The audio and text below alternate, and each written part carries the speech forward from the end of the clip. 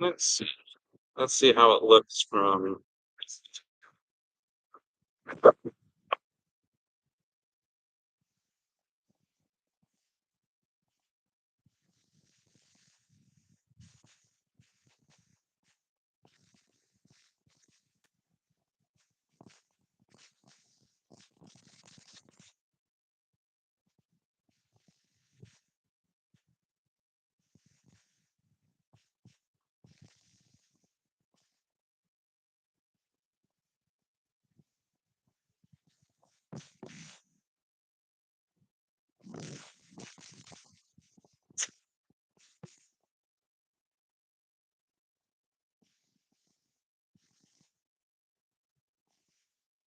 Scooch that up. It's up my. You guys.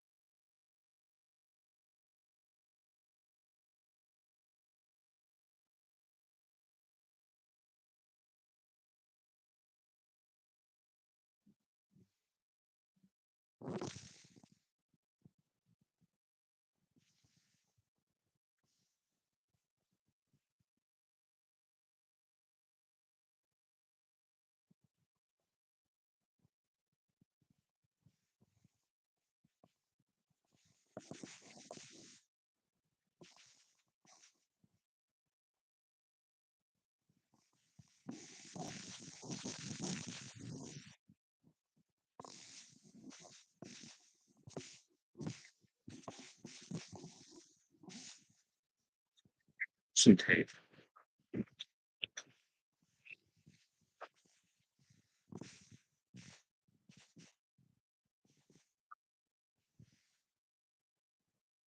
I'll makeshift it, but yeah. No, you need to stand up.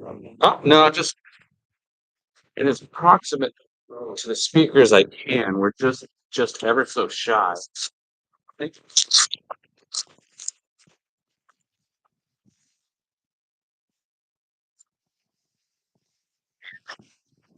See how that's fits. Yeah, this is just for our live stream there, so just for the listeners who are watching. I figure if we can provide better audio.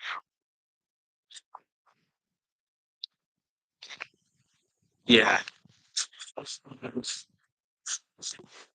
Perfect.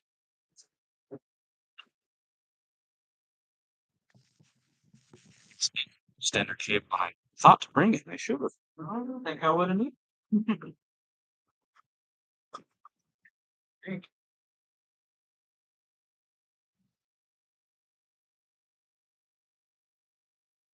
Good evening, everybody.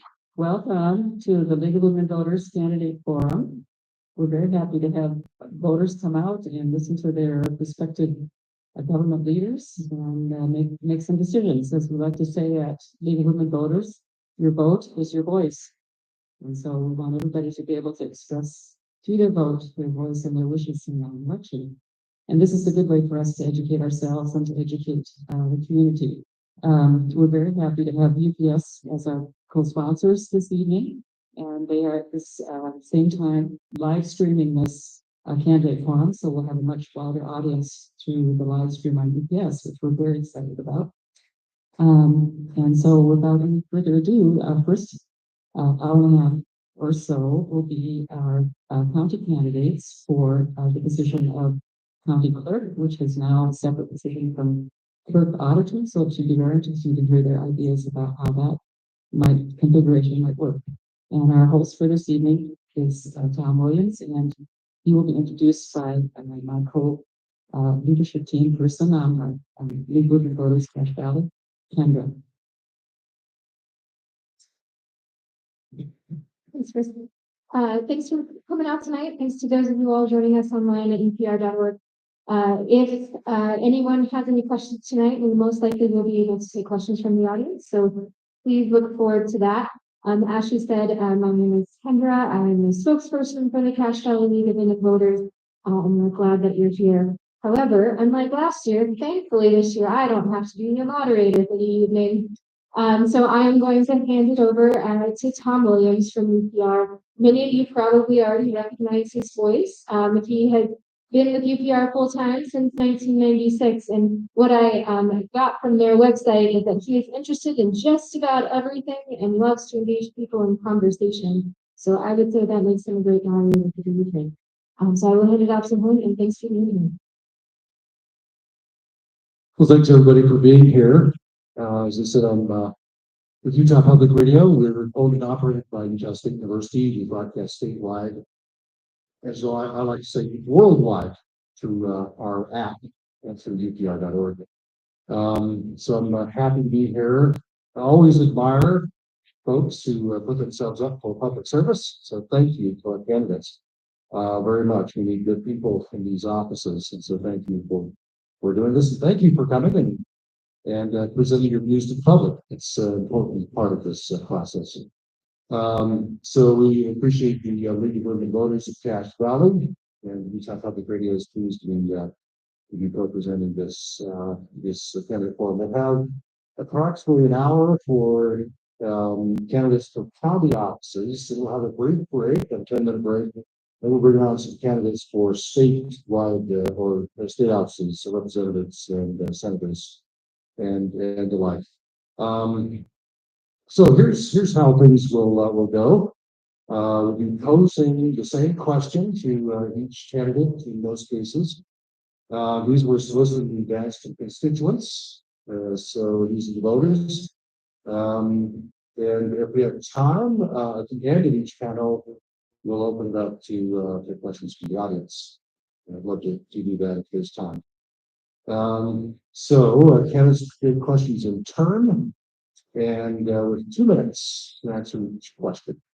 So do you have a timekeeper on the back of it? You're right there, okay, you're in the front row.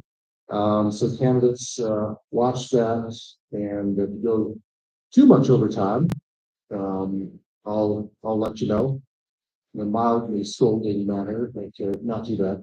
And if you go way over time, our 10th person to just fade your mic off. We want to get through all the questions and hopefully have some time for questioning the audience at the end. So coming up on the stage right now, candidates for Cache County Clerk. The incumbent Bryson Ben. Let's see, to your audience's left. Let's give him a hand. And his challenger, David Gillen, to our audience's right. Let's give him a hand. We also have, as a part of this panel, a candidate for county council seat number 2, Allison Goulet, who could not be with us tonight, but who sent her answers by email. So I'll just be reading her answers, and that'll in that way she can participate in the panel. So let's get underway.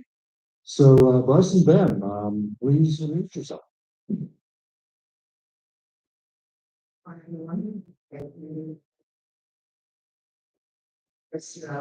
I'm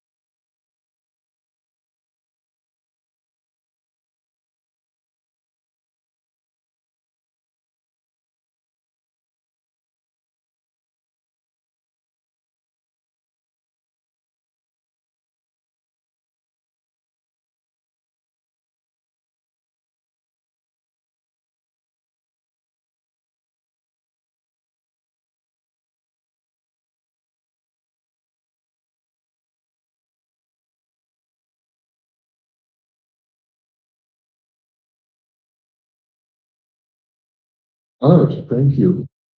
Same question to David Gillen. Please introduce yourself. email or email, it's still marvelous. I left that out, sorry. Yeah, No, that's okay.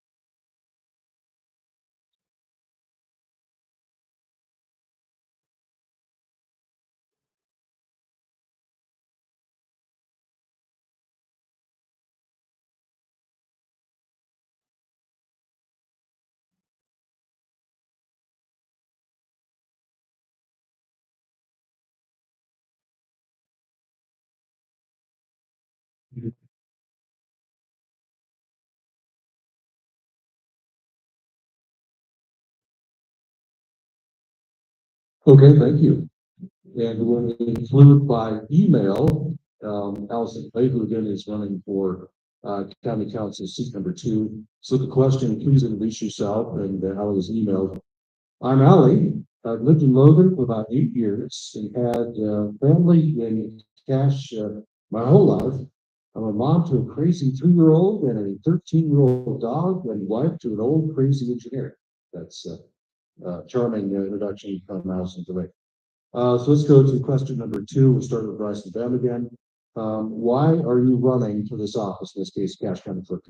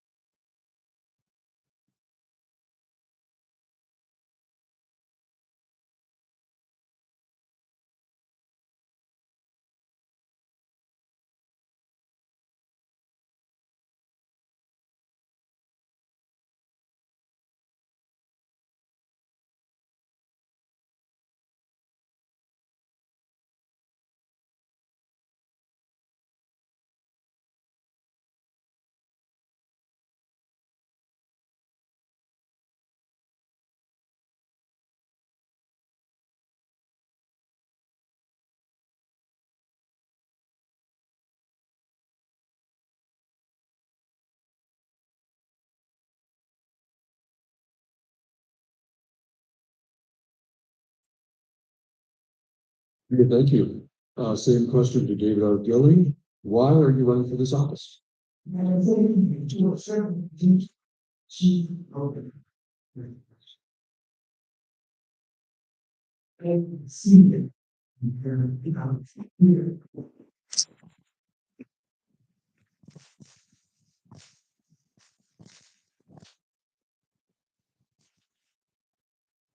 I think condition.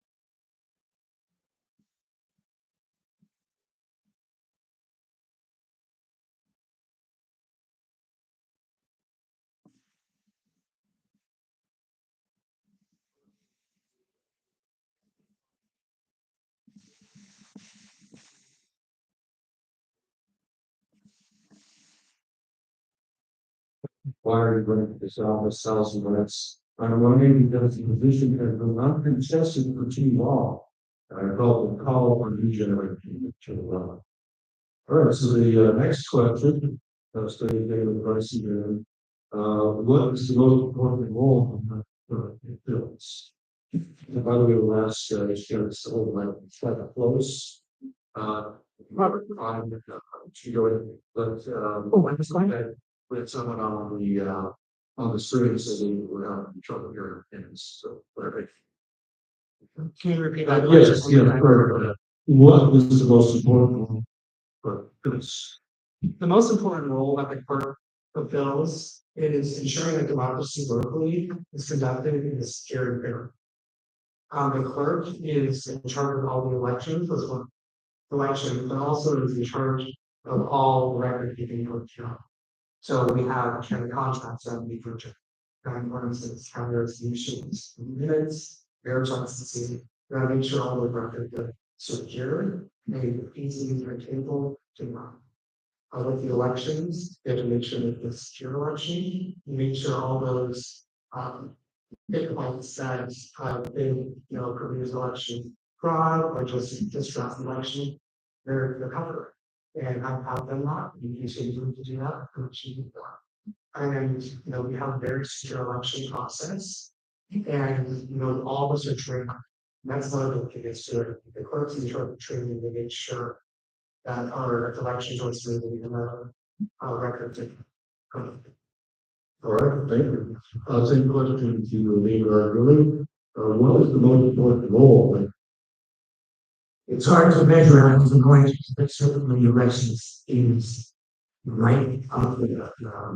But that's not to overlook the unglamorous but very important role that you pointed out of keeping faithful records and making them accessible to the public, not only with county counseling, but from helping all citizens so when grammar requests get prompt and full and truthful answers to their request to know what their public servants are doing. If you follow this election, there's some grammar requests going right now. The lieutenant governor has sent a letter in July to all the clerks saying, don't answer these grammar requests. People asking to know the signatures that put me and my running mate as governor on the ballot. And she pointed to a court case that was on point because the court ruled on different types of records, voting records, how to do that. So I think that's very important. But the election is easily, arguably, just as important as keeping faithful records, possibly more so. Okay, thank you. Answer to that question, Council Ray. What is the most important role for a county council member? And they also provides a few of the most important parts, listening to and supporting the needs and wants of the community you represent. Your position is to facilitate the citizens and always help those involved. Accordingly. All right, let's go to the next thing. Vice Chair. How would you go about ensuring the integrity of elections in that county? By ensuring the integrity of the elections in the county, we are currently doing.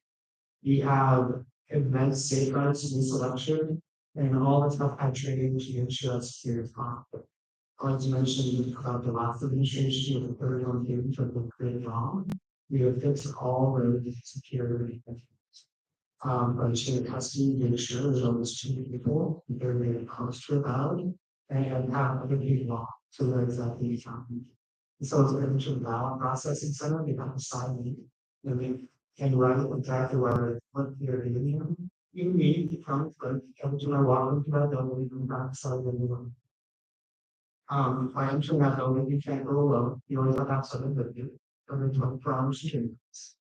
And you have to make sure that you be able to balance out those signatures. You have to humanize, making sure that they identify the correct signature. The signature is very similar to a thumbprint. It's very unique. All of us have had it, we have training when it comes. The signature verification, if you how make more money. I'm keep for trying to work at real big groups to turn on, but we decided to go to election system. We decided to secure a ballot box. We have a ballot box, and every single piece of copy on. Those are the electronic database. Another time someone goes to come up with something like two. This one has to log exactly one time he went to the ballot box. We have to make sure that we change our password. You want to be quarterly because when you ensure with that another vote will be counted again correctly. All right, so thank you. So the same question they were really. How would you go about ensuring the integrity of elections? First thing is to register the law as it stands, and that by innovating it's beyond lamentable. 743 pages, 228,433 words. I've yet tremendous soul who's read it. I'm working my way through it. I'm sure Bryce is too. But I argue that it is impossible in my duty as a clerk to follow everything in this passive tone. But I argue that it is impossible for me to look you in the eye as we stand now. And it's impossible for the clerk and say, I believe what just happened, and I certainly can do it too. And until I can do that, I'm letting you down. And until we can do that, we're letting each other down in one of the most fundamental ways that we owe to each other. And we have a government based on common consent that we need to assure ourselves of that legitimate common consent that we let each other down. Let me just I tell you about that. Oh, the county clerk has a special duty by statute, as does the county council. Every member of the county council is the member of the. They are required by statute to have the certification within the government's office of something that is actually unknowable. And so I am doing this county clerk to certify I've done X, Y, and Z, everything according to the book. But it is impossible for me or anyone else to know who got ballots we give them, whether the people who should have gotten ballots got ballots, and most important of all, once the ballots were received, because we're not paid by you and I, it's still paid by a computer, and we're not allowed by statute to decode 1 hour of the computer. All right, thank you. All right, let's go to the next question for Allison Levy. Is what you see as the biggest challenge. Allison writes, growth and land preservation. strong ability to think outside the box. Sometimes this even leads to the realization that the problem isn't really what we thought it was to begin with. I think this would be an extremely useful skill in addressing these issues. Let's go to the next question. Bryce and Bev, are there any changes you would like to see in how our elections are conducted?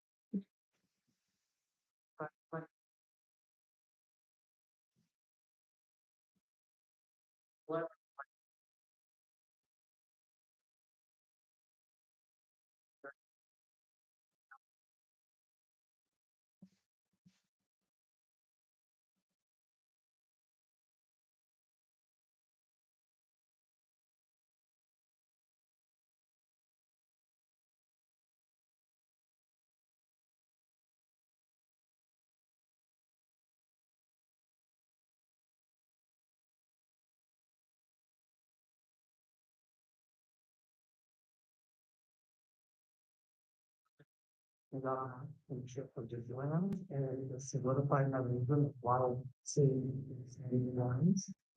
So I'm sure that there's one comfort in person. And, you know, you have what we call balance tracks and chapter power, what to expect that way. How it's just understand. Okay, thank you.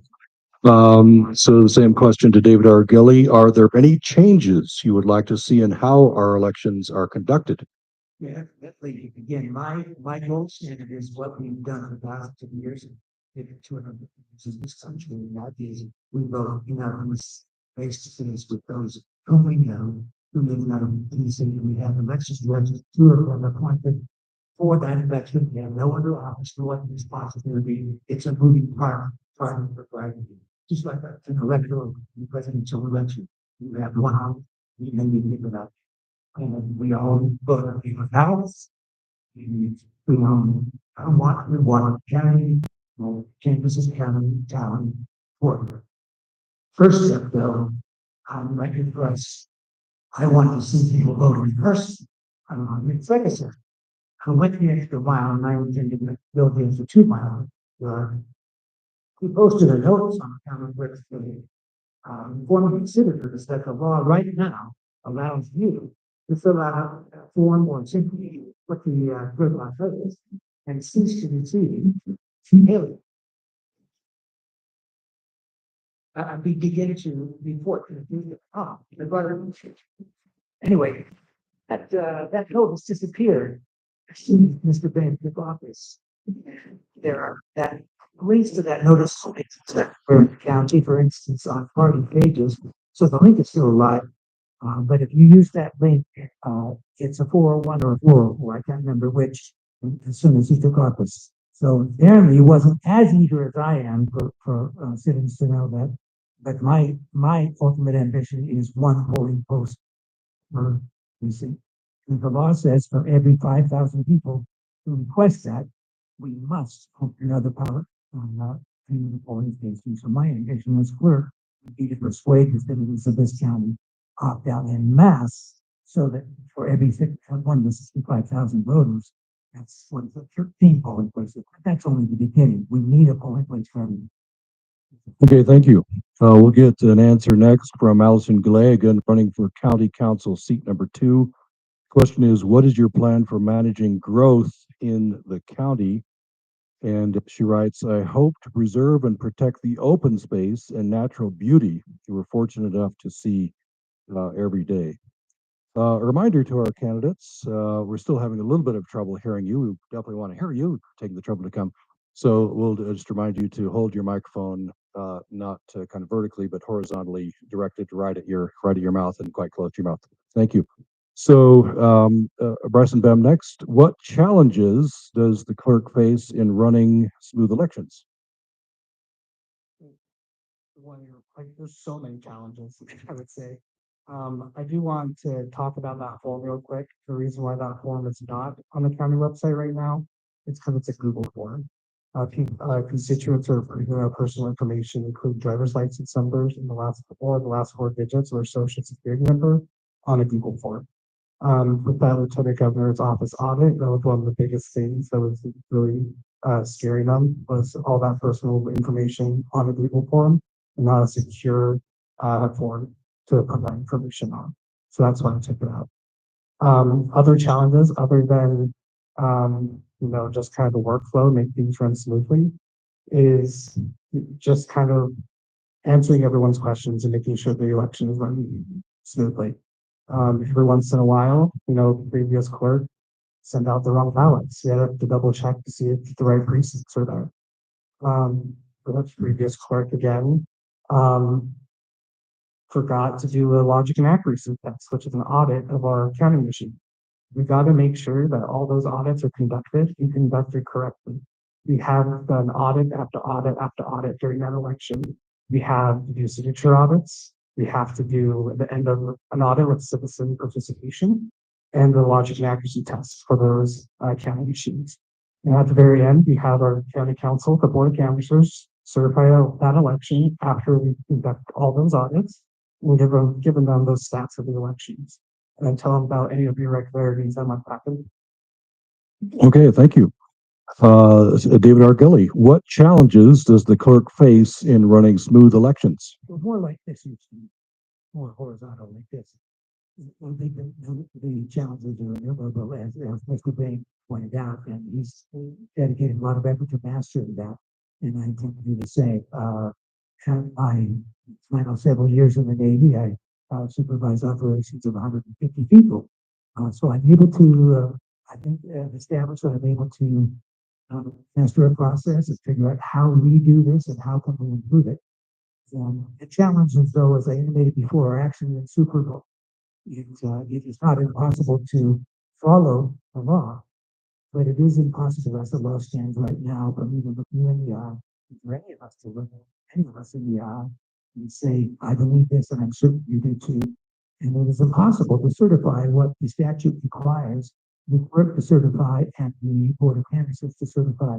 So if I have your vote and I'm elected, I intend to certify what I can honestly certify. When you go to court of law, you cross-examine the witness, and not just his or her veracity, but his or her ability to know that to which he or she is swearing.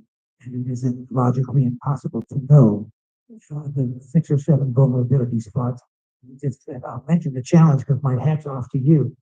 So this spring, I sent 300 letters to 300 registered Cass County voters. Of this from you. Many of those came back unbelievable. So it is just figuring out keeping your voting list up to date when you don't vote in precincts is itself a Herculean task. And my hat's off to you because it's a never-ending task, especially in a college town. People moving all the time. It's a moving target. The answer is precinct voting, where everybody knows each other in the precinct. And again, that's only the first element. I listed the other elements for you. All right, thank you. We'll get an answer next from Allison Goulet, running for County Council seat number 2. The question is, how do you see balancing environmental needs with growth and development in the county? And Allison writes, I think considering the environmental needs and impacts of growth are vital for sustainable development. All right, we'll go to the next question for our candidates for Cache County Clerk. To Bryson Bam, what other roles besides elections does the clerk's office handle, and how would you fulfill those roles? Kind of briefly touched about this in my opening statement. We are in charge of all the records of the county. So we conduct minutes for the council meetings. We're in charge of posting notices and agendas. We are in charge of posting ordinances and resolutions that the county council has passed. We're in charge of archiving them forever.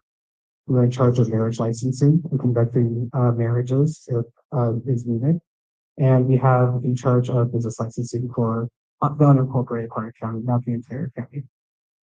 It is very important to make sure that those ordinances are well kept. We have, numerous times made sure we contracted with an outside vendor to make sure that all of our historical records are preserved.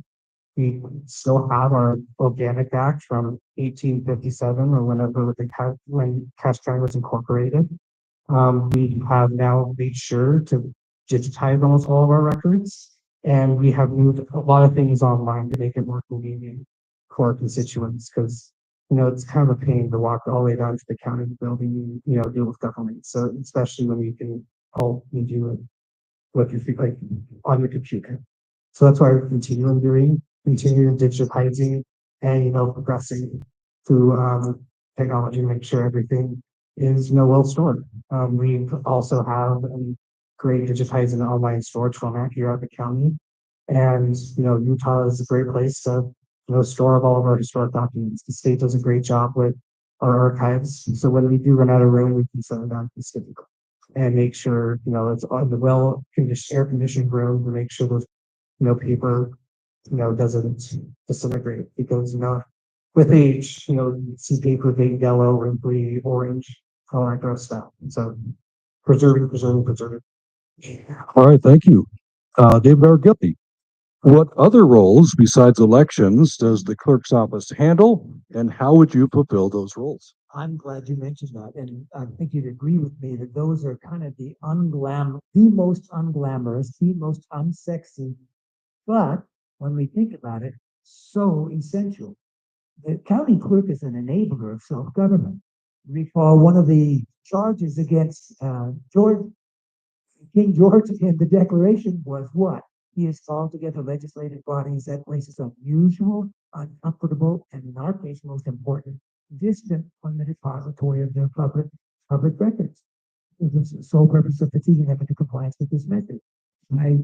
Bryson doing an excellent job of preserving those records right there. The county council and we who live here can refer to them at a moment's notice. It is vital. It's unsexy, but it's absolutely vital.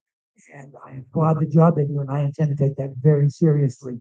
Recall also that shortly after we became a territory, we had a disgruntled leader. Give me my idea of my time. I don't want to make it track for the. We had an unsatisfied or disaffected federal judge who went back east and reported falsely that the governor had destroyed the records of the state. You cannot run a republic without records. That was false, but you recall it ignited an unnecessary whole war. Recall another part of records, though, is records of what all the people who are your public servants throughout the state do. And if I, Sally, or I, John, come into Bryson Bank or David Gilly and say, I want to know, how did the governor and the lieutenant governor manage to get on this primary? No one's been allowed to see the signatures when I myself on the ballot. The statute required I gather signatures and I turn them into the clerk's office. They turn them in batches to make sure if anyone said, well, I really don't like that one, I'll give you some more. But I have to receive, and so you can't see those. Every citizen in this county has a right to see how I got on the ballot. So that's a grant request, one of many grants. Okay, thank you. All right, now to the next question for Allison Goulet. What makes you the best candidate for this office? And remember, the office she's running for is county council. And Allison writes, I care about representing our community and our wants and needs more than anything else. Okay, we've now arrived at our last question.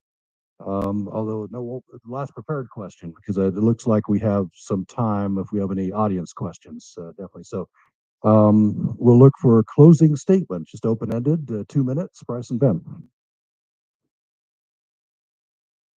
I just want to start out with, now is not the time for on-the-job training. I am the only one on the stage that has conducted an election and done it securely. I've not been once, but 4 times. I know this job at the back of my hand, and I know the intricacies of this role. I'm running to do my job, the job I'm currently doing, and I'm doing one heck of a job right now. The previous clerk broke 31 laws when it came to election integrity and election security. I came in April and fixed it all up. We got to make sure that someone with the right experience knows how to run an election, or we might face the exact same issue that we did. The previous clerk had no election experience and it showed. Now, the clerk, like I said before, it's not the time for on-the-job training. This is a serious role, and someone who knows exactly how to do it needs to be the one who's clerk. I've been the chief deputy clerk. I've known the back end of how we can secure our elections. I have written minutes for the county council. I've gone and digitized these documents. I know how to do this job, and I'm really good at it. And I have a hard time chewing my own horn about it, but that's why I'm running. If I wasn't good at it, I wouldn't be on the stage. And I really hope to get your vote and secure this election correctly. Okay, thank you. Closing statement next from David R. Gilly, just 2 minutes. Yeah. I've innovated. I'm very capable of figuring out processes and interviewing the people who are doing it, who work for me, and giving them report. This is what we're doing well, and asking questions about how to make it better. But as I mentioned from the start, my goal as county clerk is to master the statute as it stands, and at the very same time, immediately begin persuading the citizens of this county that we owe each other something much better. I'm already collaborating with 2 of our state legislators because the clerk can't change the statute. The clerk can use the position as a voting officer to persuade. We are failing each other egregiously. There is no logical, possible way for me to certify, or the full board of canvassers to certify in this election. We can certify only what we know, not what it is impossible and illegal for us to know. And since the algorithms are the computers that count the ballots. So anyway, that's where I'm coming from. I take the other responsibility very seriously, grammar especially. You'll recall a few years ago, we had an acting Secretary of State who, when she assumed office, immediately began a plan to make all of her public records private so that they could not be reviewed. And it's a great danger in public government. I intend to be a home grammar request to make sure you get your response fully and truthfully and properly. So with elections, my plan was first to persuade everybody opt out of mail-in voting. Second, get us out of ERIC, which is a system that shares your voting information that you're not allowed to see with other states and with private nonprofits. Then whoever state legislators to get back to something much closer to 3 1/3 pages and miles away from 743 pages. Okay, all right, thank you. Now we'll have closing statement by email from Allison Goulet, running for County Council. Allison says, "Thank you for allowing me this opportunity, and I'm sorry I couldn't be present with all of you."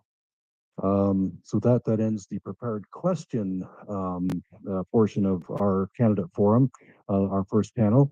Let's take this opportunity to give a big hand to Bryson Bam and David R. Gilly.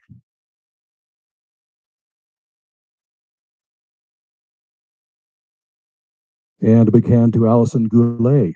She won't know about it. We'll tell her about it later. All right, we do have time for some questions from the audience. I'll bring my microphone to you so you can hear you. If you had any questions from the audience, right here first. My name's Corbin Allen with the Herald Journal. One thing you mentioned is switching from what seems like 1,000,000 pages to about 3. Obviously, there's a lot of exceptions. Obviously, there's a lot of exceptions and a lot of things that have to be included. How do we feel like 3 pages would be able to cover all of those different scenarios and things like that, if that were something to be implemented? Okay, this seems directed to you, Mr. Gilly, so let's have your answer first, 2 minutes, and then Mr. Bam can respond. Question. This is a 200-fold increase. I defy anyone to even presume that it is a 200-fold improvement. But I'll grant your implication there that yes, we have several million in population, whereas then we had anyone want to guess by the time we became a state, did we have 100,000? Okay, but it's a repeatable process. Precinct process is a replicable process. You simply replicate it. And the most important thing about that is that you multiply the points of potential challenge and security while dividing the stakes. Right now, we have a system where it's winner take all. The stakes are enormous. This state spends Nevada per capita. Salt Lake County spends, I think, two and a half times what Clark County spends, and that county is a knowledge community built on vice. Okay, so yeah, you might get up to 10. The idea when legislation becomes this flawless, the first thing you should ask is why. And when I read it, what I see is multiple ploys and counter ploys by countering parties in the last couple of decades trying to get one over on each other. Citizenship is something we do with, not to each other. Okay, thank you. Bryson Ben, anything you'd like to say? 2 minutes? Yeah, you can't make it through a page and a half anymore. Previously, when it came to election security, was unheard of. People just said, okay, well, let's let Uncle Joe conduct our elections and trust him that he counts it correctly. Now that we have this technology that we know how these ballots are tallied, our ballot tabulation equipment is a fancy Scantron machine. It's really just scans a bubble. With that, I have met with the Clark County Clerk's office before, and I've met, their election officials. The reason why we spend more is because you want to secure more. It's not because, we're wasting money making sure, the right person wins. We're making sure that the election is secure. There's so many things that Clark County has come to Utah to understand how we conduct our elections. So when we do conduct by mail, we were one of the first states to do it about 10 years ago, no one had an issue with it until now. So these machines are secure. I'm more than happy to give a tour. I've given not millions of tours, but hundreds of tours to show the security of our elections. And it's not that we don't or trying to hide it, we welcome it. But a lot of people are complaining about this election security, don't show up to the tours. Don't ask us the question. But they get on the Facebook comment section and say how bad it is. Okay, thank you. Other questions? I think I saw some more hands. Let's start here. Thank you so much for correcting those 31 problems. That's great. I appreciate that. Can you riff on our federal elections? Why do you think that happened at the presidential level? All right, we'll start with Bryson Bem and then give David Argilli a chance. I think it started with COVID when we all had to go to vote by mail. There was a lot of these states that had never conducted vote by mail, or a very small portion have. I know, for example, I've met with some election officials in North Carolina. So when they asked us, like, we're doing vote by mail, had no idea how they were going to do it. They do have an absentee mailing process where while those had to opt in, while Utahs had to opt out. I think it was just a lot of, it was scary. It was a new voting process, and people were unsure about it. There's a lot of different, states are controlled of their own elections. So there's a lot of different laws as well. For example, Pennsylvania, they weren't allowed to count their mail-in ballots until election day or start tabulating them. We tabulate your ballot as soon as they get the ballot mailed back to us or in the drop box. So by the time you get to the election results, you have the majority of the election results by 9 p.m. on election day. You don't know the results, but we start processing immediately. So I think there's just a lot of misinformation and miscommunication about that issue. Was kind of like the rough when it came to the presidential election. Luckily, Utah were a pioneer of vote by mail. A lot of states look at us, say, how do you do your process? And you want to welcome to show them the process it shows. There's been a lot of states, Secretary of State's election officials that have visited Utah to understand how to do that process. Okay, thank you. It's good perspective from David Argilli on this. Can you reformulate? Yeah. I was just You wondering, were talking about the last night. yeah, the federal election, what set that off? Not the state, but the federal election, and the problems, for example, in Georgia and that the election was stolen. Do you think the election was stolen at the federal level? It is unknowable, and that is an impermissible conjecture. It is unknowable. We do know that there are thousands of hours of sworn affidavits before courts and county councils, legislative commissions. We know that there are thousands of pages of sworn affidavit. Sworn testimony is subject to perjury. And that's why when you have massive election fraud, you can't know whether you have an acting lip servant with authority to act. That is a calamity beyond measure, shall we cover it. If you follow Fred Hayes' Substack, he made a similar point regarding Utah, because it is unknowable. Again, we were pioneered. We pioneered into the abyss of mail-in ballots. We were one of the pioneers, I should say we, I wasn't here then, but one in Utah. So I'm saying we, I'm in this with you. I'm trying to make it better. So I'm motivated to do that. We pioneered into the abyss of unknowability. And mentioned logic and accuracy testing. Who remembers the Volkswagen emission scandal several years ago?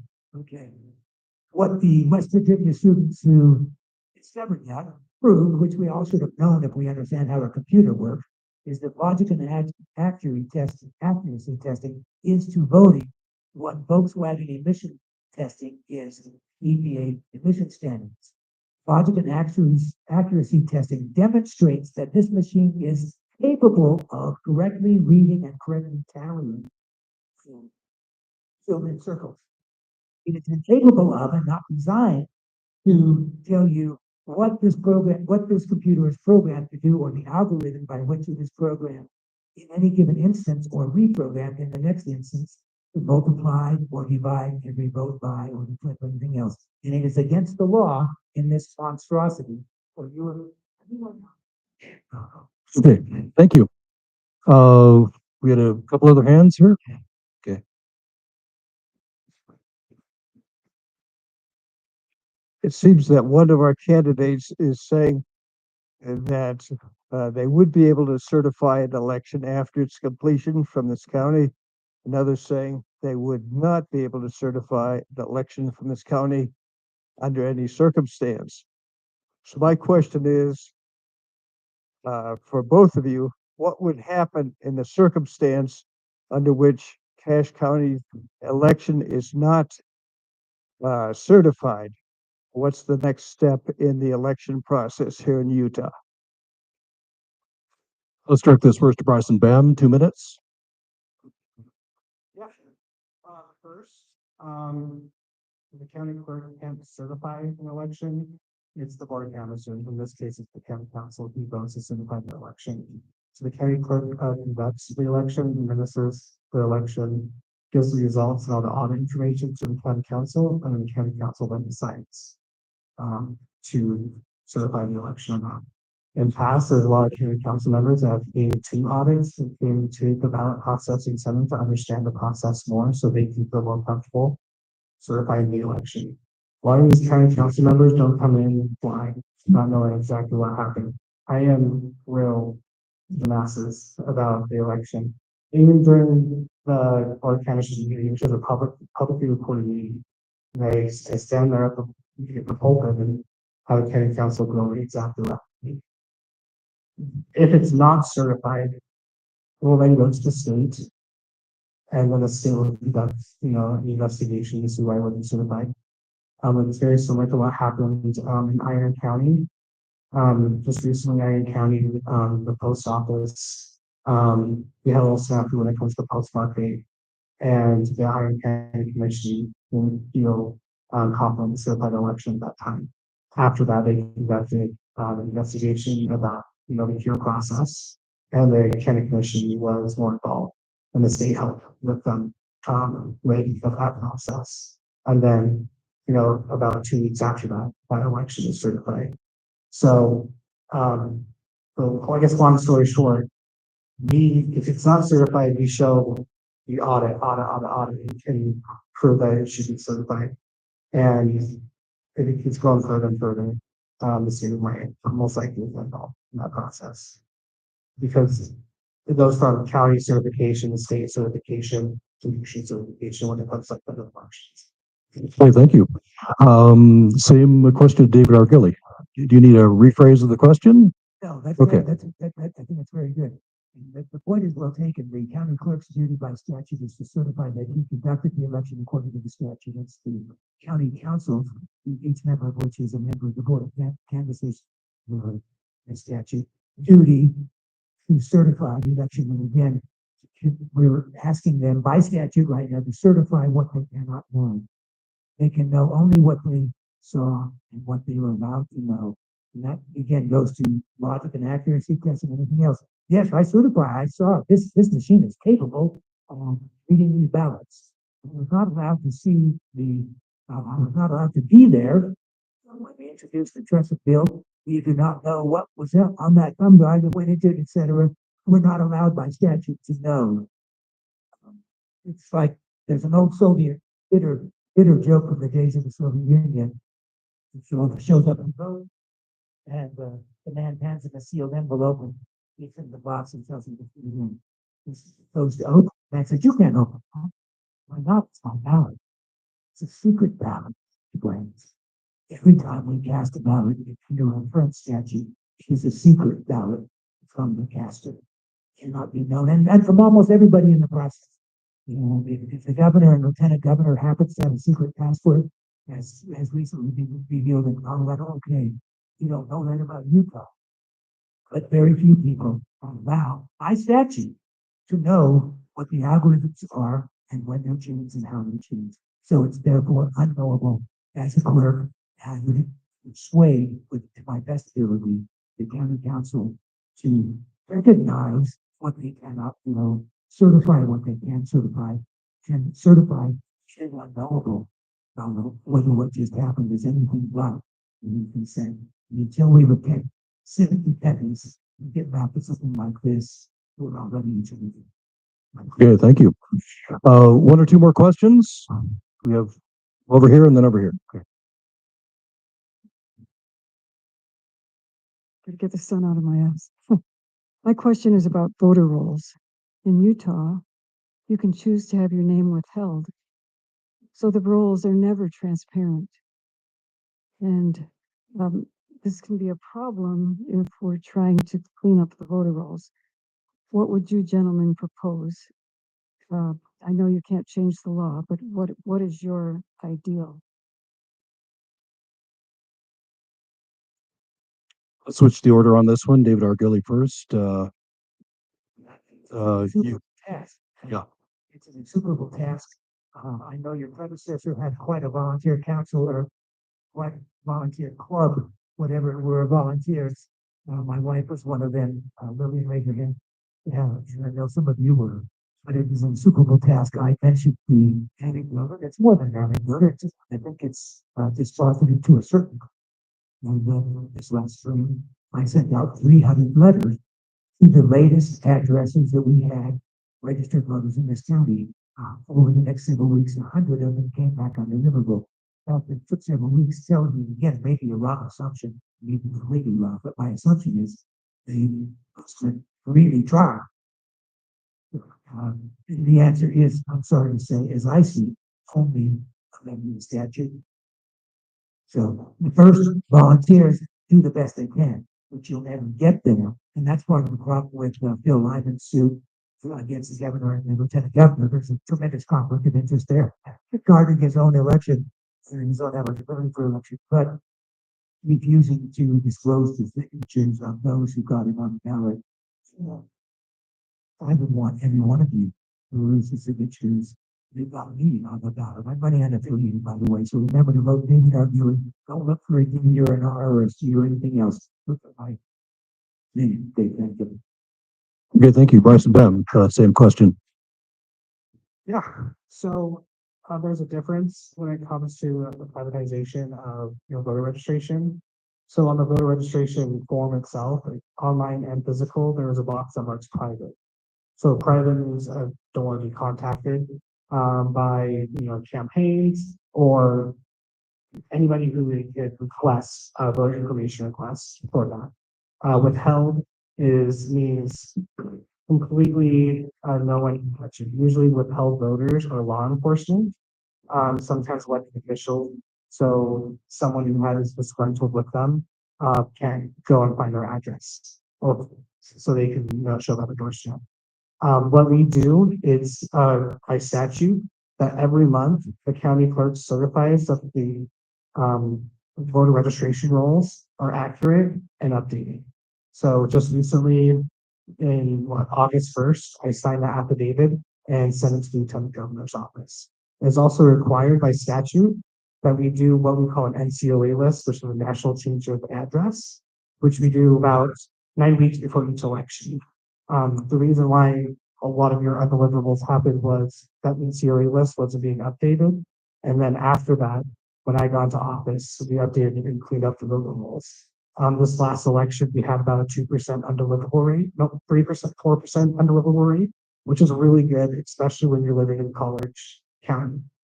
Really good is about 32%. We're killing it. I have always been ensuring that our voter rolls are cleaned up. We just recently had a voter roll audit and there was 0 findings. We have always kept updated. I didn't know about the previous clerk's administration about cleaning up voter rolls, but as soon as I got in, our voter rolls were up to date and clear. Okay, thank you. Let's see. Last question here, I believe. My question has to do with the 2022 election in Cache County. I believe Mr. Bem was a staffer for a previous clerk, Jess Bradfield. During that election, there was a write-in campaign for county executive. And it's my understanding that when the counting took place with that, there was some first of all, the then clerk, Jess Bradfield, publicly endorsed the current county executive, which I think is unethical. Maybe I'd like your comments on that, and I hope that you won't do that. Either of you won't do that. The question I have for you has to do with the counting of that county executive race in 2022.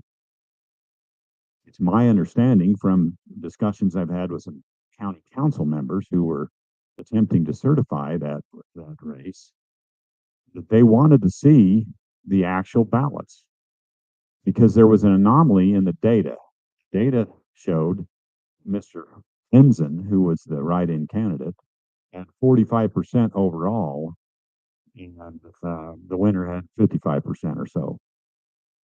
And the question is this: why was it that 90%, 9 out of 10 provisional ballots that came in that election went for the incumbent? Maybe Mr. Bem can answer that. All right, Bryce and Bem, we'll give you first crack at that one. I guess to answer the first part of the question, I'm not going to be endorsing any candidate since I'm in charge of the election. And also, I guess to kind of double down, I am a candidate for this election. So I'm not going to physically touch a ballot or run ballots like I have in the past. I have a very trustful staff in that I can administer from afar and make sure everything is running well. But I'm going to make sure that any irregularities from me touching a ballot or being part of the counting process will happen. With the writing campaign, there's what we call an adjudication process, and it's a humanized look at the voter intent of our writing candidates. I can't look at the data right off the bat to understand the provisional ballots, but I'm assuming when we went through that adjudication process that that bubble wasn't filled, or someone wrote in not marked enzyme in that write-in box. When it comes to voter intent and understanding about who gets that write-in vote, It doesn't matter if, the name is spelled incorrectly, or if it's just like Mark E. We're gonna count that vote for that writing candidate. I have to look at the provisional ballots and understand, but my assumption, and most likely, is they didn't vote for him, period. And, or when they went through the adjudication process, the voter intent wasn't clear. All right, same question to you, David R. Gilly. So I guess, Less capable of speaking to this because I wasn't Okay. involved, but I can speak it to it only theoretically. All right. When you see 90% of one type of ballot going for one candidate, the law of gross numbers, or the law of large numbers telling you we have a problem here. And the bigger problem is that what the problem is cannot be known on the outcome system. The answer is precinct voting, precinct counting, precinct canvassing, precinct tallying, because it distributes the risk to every member potentially of that precinct and drastically evolves mistakes. We have the opposite now when we plunge into mail-in ballot and computer voting. We assured ourselves we would never, under a perfect storm, be able to look each other in the eye as fellow citizens and say, yep, I'm confident. This earns my respect, keeps my respect for me and for you, my confidence in me, my confidence in you as a citizen. We're failing, and that we can overcome that only by getting our legislators to get something that goes through something like this. But in the meantime, every one of us can opt out of mail-in voting, and every one of us can advocate for getting Utah out of error, and the clerk can argue tirelessly before the county council and for state legislators. We need to have a massive office so that we have this and do what we owe each other and not stand re-election. okay, thank you. Thank you for all your great questions. Appreciate it. Let's give a big hand for Bryce and Pam, David R. Gilly again. Thank you. All right, we appreciate you. Sure. A moderate hand for the moderator. Okay. Thank you so much. We'll have a 10-minute break, then we'll start our next panel. So stay around for that.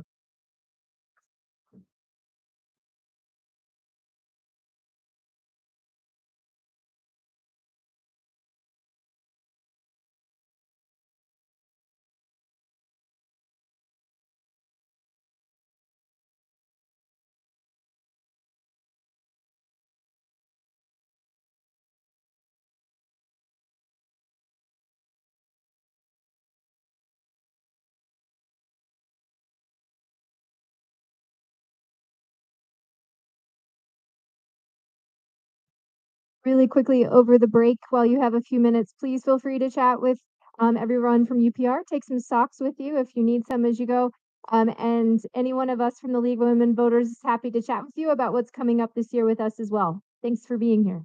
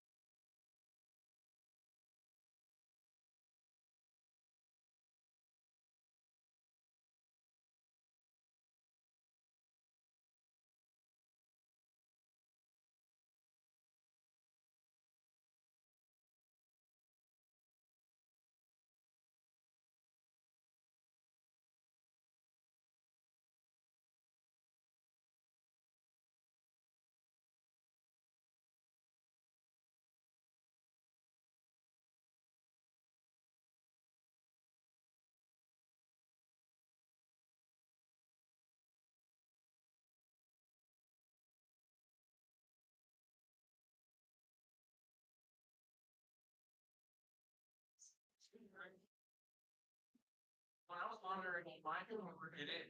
Because I hate my background, if they die and I'm like, oh, great, like and that's the charge of my car, I totally. Looking down.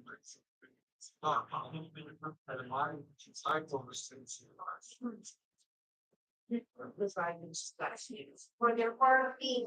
Yeah, I tell you, watching. Since I know this. You have to feel it. I had a feeling that the sun. Because you're not, so I guess it's on. Yes.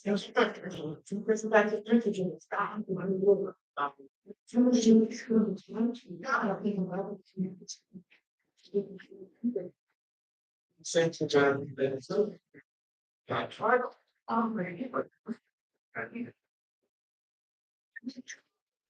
What?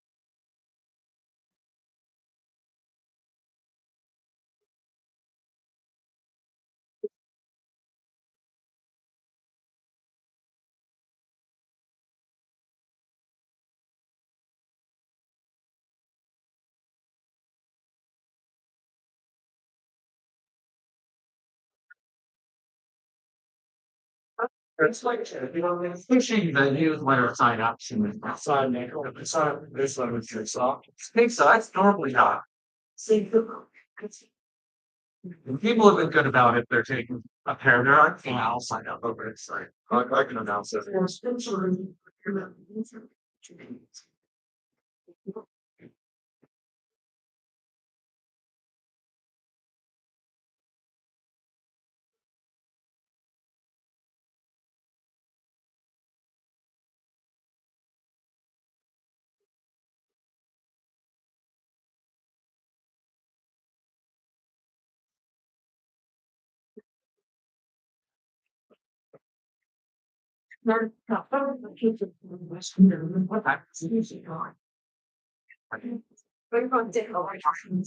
What's that?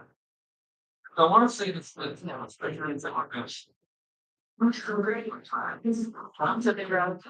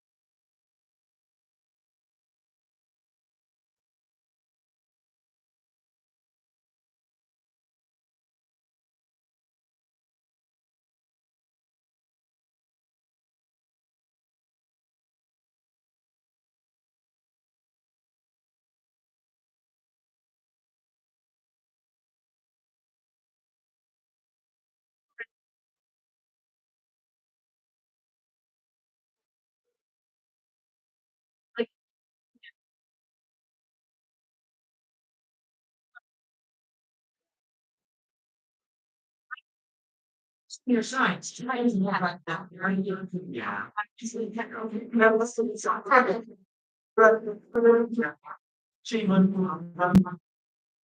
Check out mine.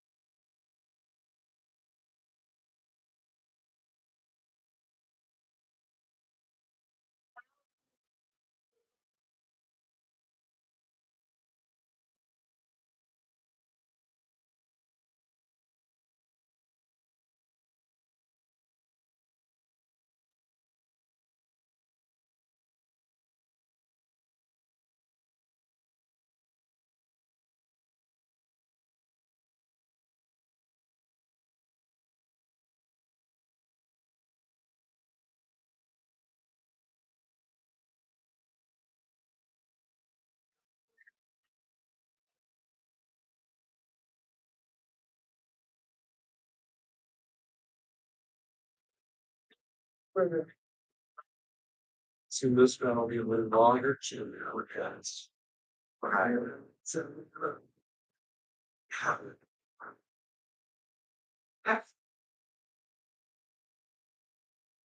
Don't be going. So you know, like, go watch Jason. Keep confused if you can come. Keep the hell out of you.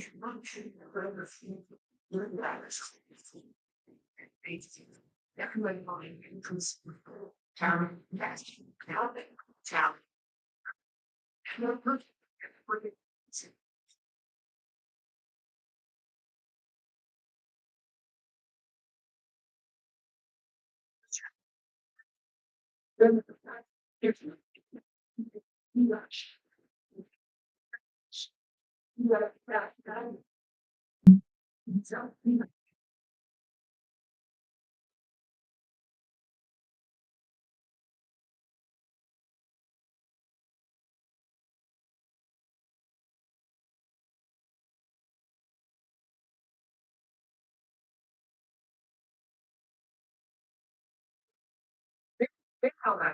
You don't like you know I teach you but you don't know what it means what you that's not like I'm not going to you know you want to be a teacher like you talk about so what that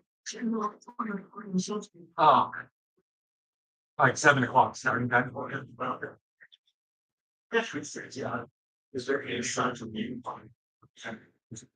Watch just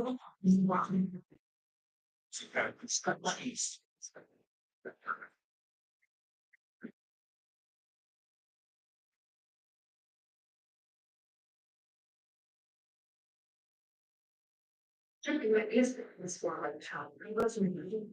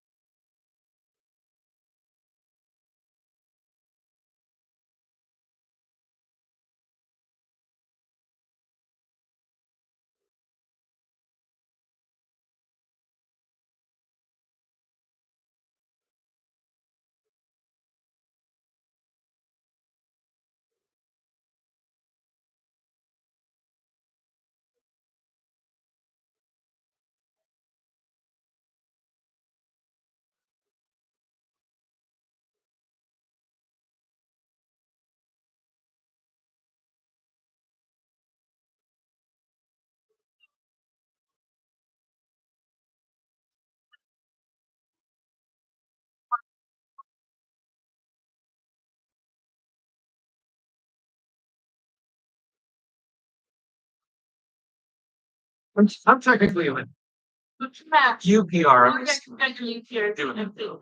This is probably leftover crushing slap.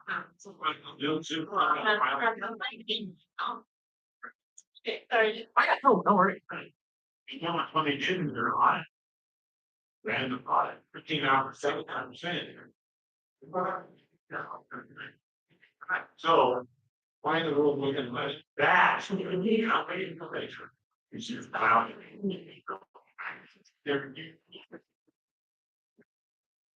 That's just what the interrogation.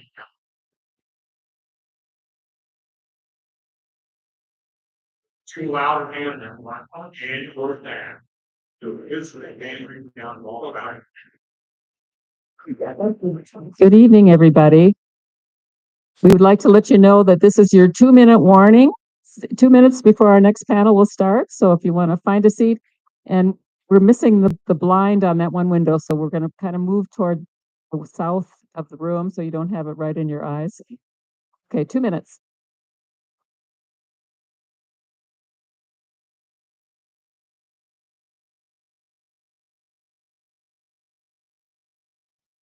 Just an announcement on behalf of Utah Public Radio. We have a table over here in the north end. If you sign up to get our newsletter, you get some UPR socks, which are highly sought after. So do that if you'd like. Okay, just about 1 minute.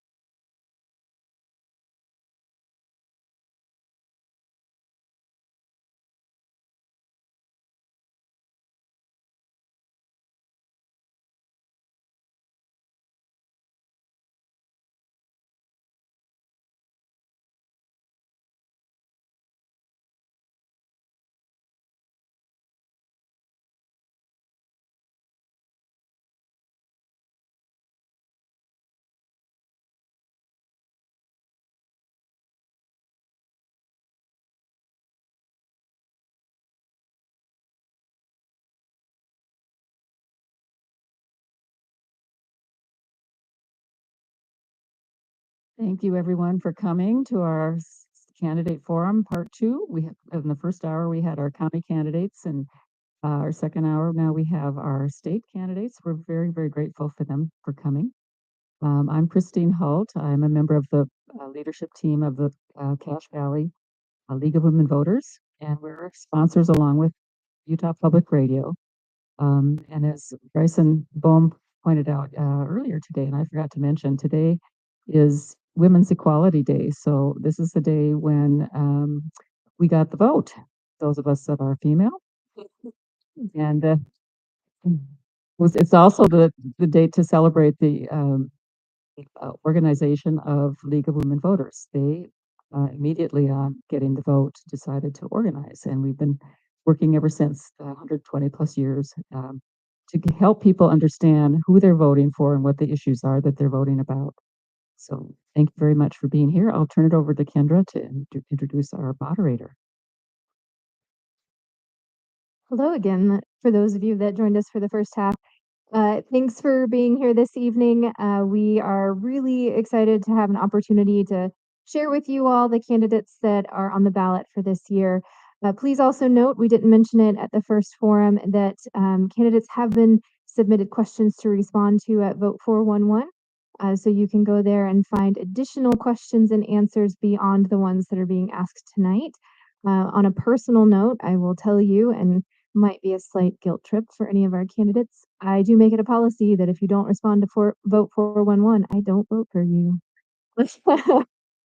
Simply because it's such an easy way to educate people about the issues that matter. So you can definitely check that out. And also, we did have time in the first session to have the candidates answer questions from the audience. So please be thinking about anything that you want to ask later on. Tonight, again, we are very happy to have Tom Williams to moderate this evening. He is the voice of Access Utah on UPR and also excellent at being able to ask questions and allow us from the League of Women Voters to be educated along with you all while we listen. So I'm going to hand it off to him, and thank you for being here.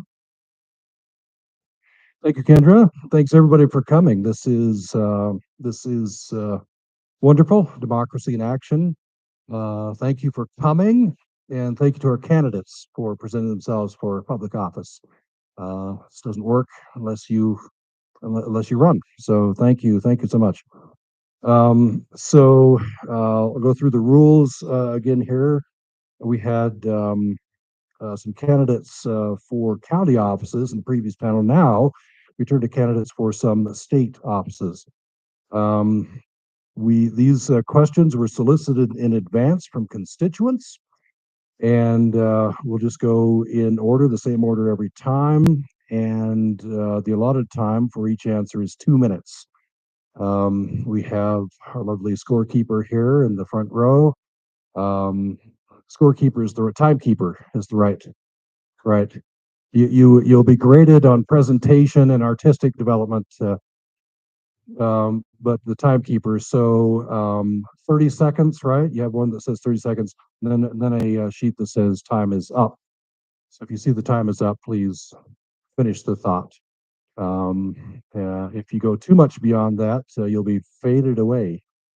But not physically, but our sound engineer will turn down the sound. Maybe we should have done the Oscar music, right? The music comes up, but in this case, the microphone will just fade away. So let's do introductions. On email will be Mike Peterson, the incumbent in State House District number 2. He could not join us. He wanted to, could not join us. So he has submitted answers by email, which I'll be reading. And then his challenger, Tom Lilligren, is on stage. Let's give him a hand.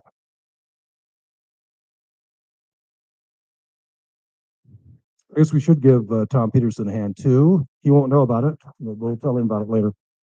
All right. And then we have for State House District 3, Patrick Belmont on the end. Let's give him a hand.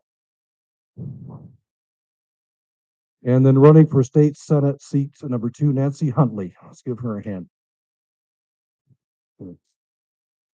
Thank you for participating in this forum. Thanks to the League of Women Voters of Cache Valley for organizing this. We appreciate it. So let's just start. We will start just the order that it was given to me on the page here. It's as good as order as any. So we will start first question with Mike Peterson, who again is not here. Please introduce yourself. This is what Mr. Peterson writes. Thank you for excusing me this evening. I'm in Disneyland riding Dumbo with 3 of my favorite little people, MJ, Max, and Madeline. My name is Mike Peterson. I was born in Ogden, Utah, in 1963. My family moved to Utah County when I was in 2nd grade because my father, who was legally blind, started graduate school at BYU. We stayed in Utah County, and I graduated from Provo High School and then served a mission in Fukuoka, Japan for the Church of Jesus Christ of Latter-day Saints. After returning to the United States, I attended BYU, where I met my wife Sally and earned bachelor's and master's degrees in psychology and counseling psychology. In 1990, Sally and I moved our family to Cache Valley because we had both accepted jobs in the Logan School District. Sally is a speech pathologist, and I was a high school counselor. I'll have to keep my eye on the timekeeper. His answers are somewhat lengthy. I left the school district in 1997 to pursue a PhD from Utah State University. While in school, I launched an instructional design firm, Letterpress Software, with 2 of my classmates. We've created training and educational products for many organizations, including American West Heritage Center, Boys Town, Ernst & Young, Kaplan Medical, Macy's Department Stores, New York Farm Bureau, U.S. Air Force, U.S. Department of Agriculture, University of Georgia, Utah State University, and many more. I've served on many local boards, including as president of the board for the Cache Valley Transit District, Intech Collegiate High School, and the Greenville Community Council. So Sally and I have 4 wonderful kids, 9 beautiful grandkids, a dog, and a sailboat. So that is Mike Peterson. Let's go to Tom Lilligren. Please introduce yourself. And I'll ask you, we told this to the previous panel as well, if you'd hold the microphone quite close to your mouth and kind of horizontally so that we can hear you very clearly. Thanks so much, Tom, and thanks to the League of Women Voters for inviting us to be here tonight. As mentioned, my name is Tom Lilligren. I'm running for House District 2. And there's four main reasons that I'm running. So first, because we have a growing community. And I understand running as a Democrat to the legislature, that to get things done, I'd have to be collaborative. And that's something that I work hard to be. And I think for us to manage our growing community, to build not only have the planning that would be essential for the community, and to bring in the resources needed, it's going to take working closely with cities, with counties, with the state, in order to really effectively do that. That's something that I'm committed to doing. Second, I really believe in education. I've worked in pre-K through 12 through K through 12. Now I work in 15 years in higher education. It's my goal that we made some good gains in the last few years with some of the things that we've done in education. But I make sure that we are putting education in the hands of teachers, parents, and experts in order to give students the best experience we can. And that's something that I want to work hard on. And to keep the legislature from necessarily defining what the goals are, taking away from the rights from those other things I mentioned. Third, I believe in the dignity of all individuals. The last thing I want the legislature to do is by the discussions being had, or especially by the laws being passed, for other groups to feel lesser than, or to feel like they don't belong in our communities. And fourth, that I believe that we deserve representatives who are responsive and accountable to our communities. We saw just this last week that the legislature passed a proposed constitutional amendment so they can override citizen initiatives. And I think this is a good example of an attitude that the legislature knows better than the people they represent. That's something I don't want to do. I want to make sure that we're both accountable and responsive and really listening to the people we represent. And when we're discussing laws, that we can be transparent, and that citizens can not only know what to expect from me as a representative, but that they can be involved and really know what's going on throughout that process. Okay, let's turn next to Nancy Huntley, running for State Senate seat number 2. Please introduce yourself. Thanks, Tom, and again, thanks to Louis for sponsoring this and UPR for broadcasting it. I'm Nancy Huntley. I'm your candidate for Senate District 2. I'll tell you just in 2 minutes who I am and what I can bring to the Senate. I'm an ecologist, a researcher, and an educator. I'm a mom and a grandma. I have a history of community and professional and public service. I have a lot of leadership experience, including having been a city council member and on the governing board of a large professional society. And I've worked for more than 30 years bringing people together to find acceptable solutions for problems involving land and wildlife and city policy. As a senator, I would aim to bring better balance to the Utah legislature, beginning with my skills and perspectives as a scientist and as a teacher. I would aim for better informed, more comprehensive policy and better governance. I'd seek to include all perspectives and favor policies that balance the many issues that matter to people and make for strong, healthy communities. I would focus on our communities, and I would not run nationally derived bills on culture war issues, which are divisive and not about Utah problems. I would work to get things done for Utahns and not assume that economic growth alone would solve all problems, as it has not. I aim for politics working together to get beneficial things done. I think our government should represent and work for all of us, and that good governance is work. This hard, honest work on not a battle. I'm especially concerned right now for public education and for some of our fundamental rights and freedoms. Recent actions by the legislative supermajority threaten both of those. Housing, living wages, political dysfunction, water, air quality, child care, and more are concerns for many Utahns. And I appreciate the chance to talk together tonight with all of you about those things. Okay, thank you. We'll turn next to Patrick Belmont, running for State House District number 3. Please introduce yourself. Thank you all for being here. This is so important. I am deeply concerned about a lot of issues that we are facing as a city, as a state, as a nation, globally. And that's why I'm running. I'm a water scientist, an agricultural scientist, climate scientist, and work on all those things because they're all connected.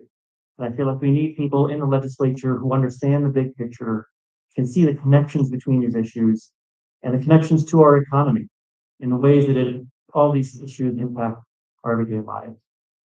I look forward to being that representative for you. I've been here in Utah about 15 years. I got a beautiful little 14-year-old daughter who just started high school this last week. She's very excited. As an educator myself, education will be a high priority for me. We have some of the lowest funding we have actually the lowest funding now in the country. Idaho's surpassed us. Lowest funding for education in the country. That's unacceptable. Our kids are far too important. We need to be investing in their future, investing in their education. So that's me. You'll hear a lot more from me next time. Okay, thank you. Our next question. Why are you running for this office? And we'll turn first to Mike Peterson, State House District 2. And again, he's on email. I wasn't able to be here tonight. I'm running for re-election because I want to continue representing the values of Cache Valley. These past 4 years, I've sponsored many pieces of legislation that have had a positive impact. In 2023, I sponsored HB 228, Unprofessional Conduct Amendments. This legislation banned gay conversion therapy while ensuring that counselors could conduct actual counseling with their minor patients. Supported by everyone from Equality Utah to Logan Cabin Republicans and the Eagle Forum, this was the first bill of its kind in the nation to receive unanimous support from both houses in the state legislature. It has become model legislation that Governor Cox and others have used to showcase the Utah way. And then in this past session, I sponsored HB 460, Government Employee Conscience Protection Amendments. This bill actually put into practice the promise of our state constitution that says the rights of conscience shall never be infringed. It ensures that state employees will not have to do tasks that violate their conscience. I recently spoke at the Notre Dame Law School and co-authored an article for the Notre Dame Law Review detailing the need and purpose of this very unique legislation. That's once again Mike Peterson. So let's go next to Tom Lilligren, running for that same seat, State House District 2. Why are you running for this office? I think there's a number of reasons for that, but I think and some of them are because I believe that we deserve an alternative. Representative Peterson outlined some of the things that he's accomplished, some of his priorities. I think we differ on what our priorities are. While I may agree with some things they've done, I disagree with many others, and especially that I want to make sure that as a representative, I mentioned that for me, it's important that I'm responsive to the communities, I'm responsive to people that I'm voting for, and I think a lot of the actions and a lot of these bills that we're talking about are things that are focusing on issues that are divisive issues, that are culture war related issues, and that especially tend to that could lead to people feeling really uncomfortable or that they're not really welcome here. I have a problem with that. I also want, a broader issue. I feel like that Dr. Peterson, part of this group, that oftentimes a lot of governing happens in places where we as citizens can't see it. This recent amendment that I mentioned came out. We have 12 hours as citizens that came out before we were able to respond to it, and where there was a hearing. So there's virtually no chance to be able to really get familiar with the citizen response.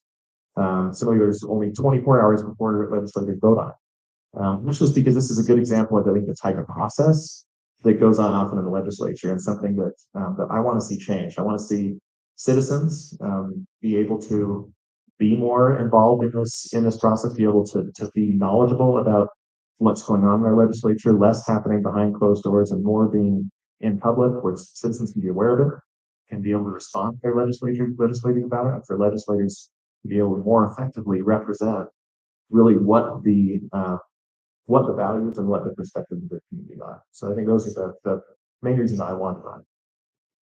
All right, thank you. Next to Nancy Huntley, again running for a state Senate seat number 2. Same question to you. Why are you running for this office? Good question.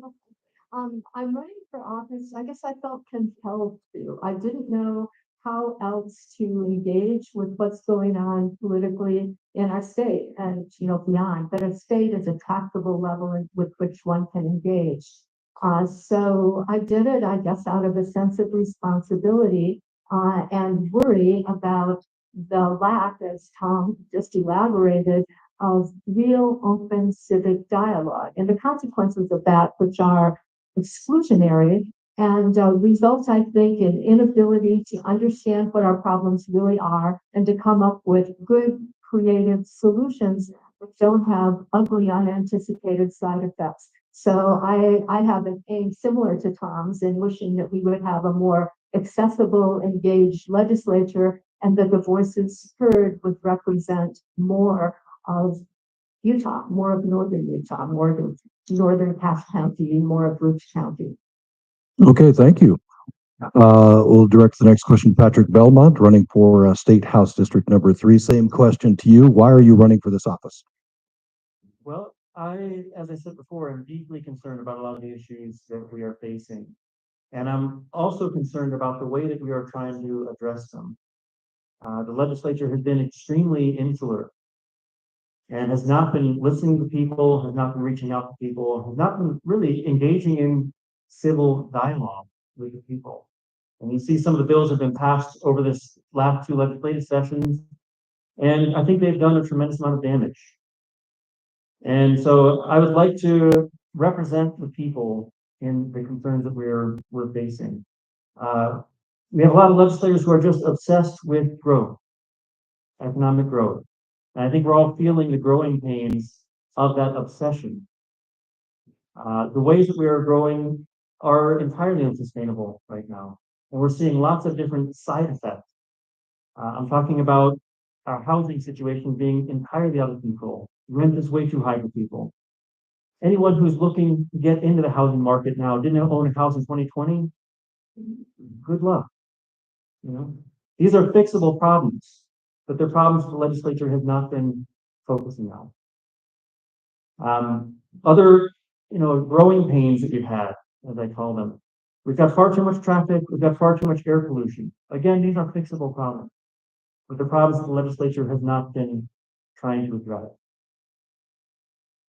We should all be very concerned that they chose in 2018 to ignore our ballot initiative, asking them not to gerrymander our districts, and we did it anyway, because they didn't think we cared enough. And I'm preaching to the choir here. You all are the ones who are really engaged. I appreciate you being here, but we need a lot more people to engage. And so I want to be a candidate who's going to motivate people, who's going to inspire people to come back together and solve these problems together. Okay, thank you. We'll move to the next question. Again, we'll start with Mike Peterson, the incumbent in State House District number 2. What is the most important role for a state representative? A reminder, he's not able to be here. Here's his email. One of the most important and rewarding responsibilities of a state representative is to listen to individual citizens. Since taking office, I've received thousands of phone calls, emails, and text messages, and I've been able to correspond with people all across the state to help them find solutions to their unique challenges. Let me share just 2 of them. A few weeks ago, a local physician here in our valley called in a panic because a Medicaid vendor was withholding over $50,000 from him. He had sent letters and made phone calls, but to no avail. That's when he called me in a panic. It became my opportunity to intervene on his behalf. I reached out to the state agencies, and together we held that vendor accountable for the violations they were committing so the good doctor could be paid what he was rightfully owed. Not long ago, while speaking with a family in Hyde Park, I learned of their frustration caused by a contractor who had not completed all the work on their shingle replacement. They had made phone calls and the contractor had made promises yet never showed up. I was able to connect to them with the right people at the Division of Consumer Protection who were able to hold the contractor accountable. Roof installation was completed within days.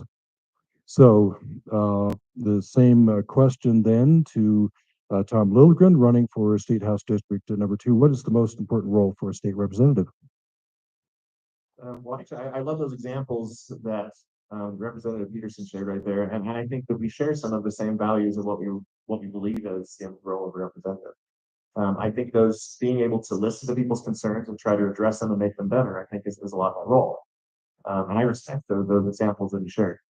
What I would argue is that a lot of what the legislature is doing isn't that they're not showing those same values as that translates into law, and as that translates into the process that goes into those laws. So I think just in the name of the term, I'm running to be a representative. there are issues that I believe really strongly on and positions that I believe really strongly on, but I believe mostly my role is to represent the people in my district, to understand what the main concerns are in my district, to understand what's going well, what's not going well, what are the priorities, where are the disagreements, so that I can best represent the concerns of people in my district. And so I think that to me is the really core result, and I think her core role, and then going into that as how that turns into what I would want to do in the role is as a legislator is to make sure that you would know what I'm doing. That's transparency, I think, is a big thing. Our legislature has made that more difficult. I would make it so that you do know who I'm meeting with. You do know who is influencing me. That you know what laws I'm looking at, that you know what my positions are in laws. And honestly, I think you deserve to be accountable whether you agree or disagree. So I think that representation, that accountability, and feeling like you're having someone who's genuinely advocating for the needs of you and for the needs of the community is what the role is. I think, for me, there's a lot of politicians I've really respected and learned from over the years, and not all of them are ones I've agreed with, but I respect them, and I feel like I've really people that I wanted to vote for were people who I knew where they stood.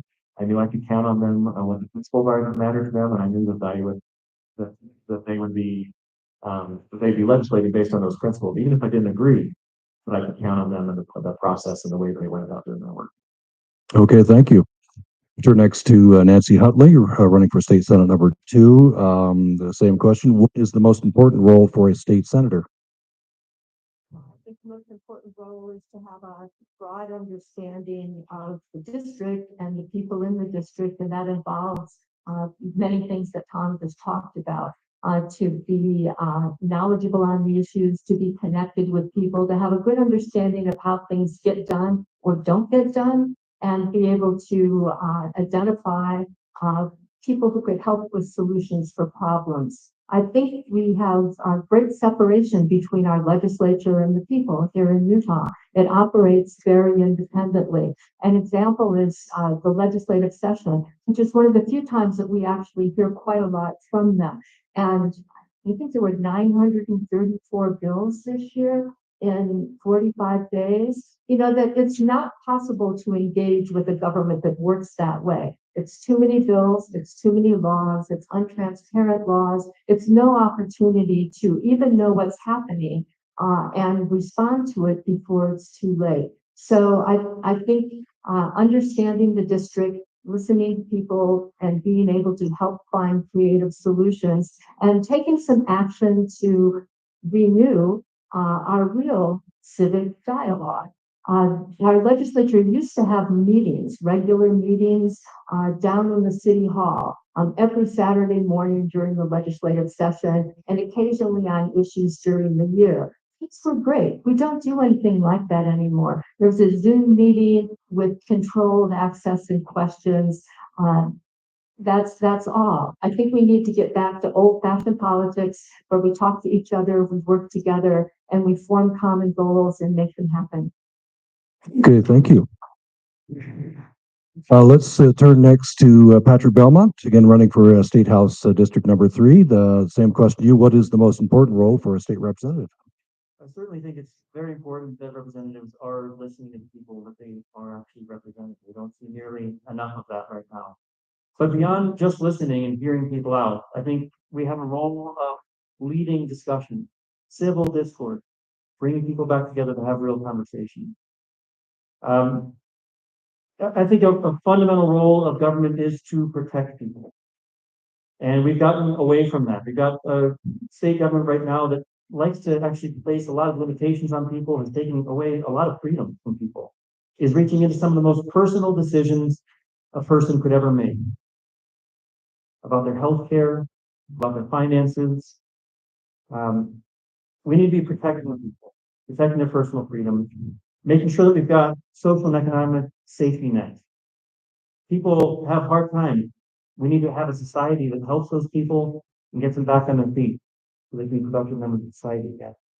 I think that the legislator also has an important role in protecting our common space, our environment, our air, our land. This is all of our land. We need to protect it. Because there's always going to be somebody out there who would love to profit off of it. When you hear these legislators and some of our senators saying that they want Utah to take back all of the federal land, come on. First of all, the state can't manage that land. And secondly, once you start putting that in private property, we all lose access to it. We all lose rights we have to it right now. Lastly, I think the legislature needs to be investing wisely with the tax revenue that we have. And when you look at what they've been doing, that certainly has not been the case. The Utah Tax Commission just told them it was entirely irresponsible that they were giving all these subsidies to sports teams to get them here. We'll never pay that money back.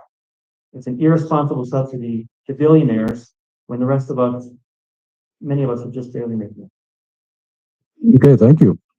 We'll go next for the next question. We'll start with Mike Peterson, who again is on email. What is the biggest challenge facing the state of Utah, and how would you help to meet the challenge? Here's what Representative Peterson says. One of the most serious issues we face is ensuring that we continue to have reliable, dispatchable, and affordable energy. Just last week, we learned that Rocky Mountain Power is planning to increase power rates by 30% over the next 2 years.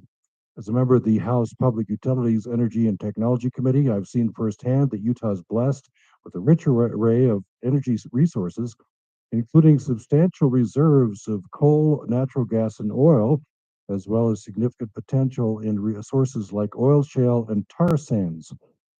Geothermal and nuclear energy also show great promise.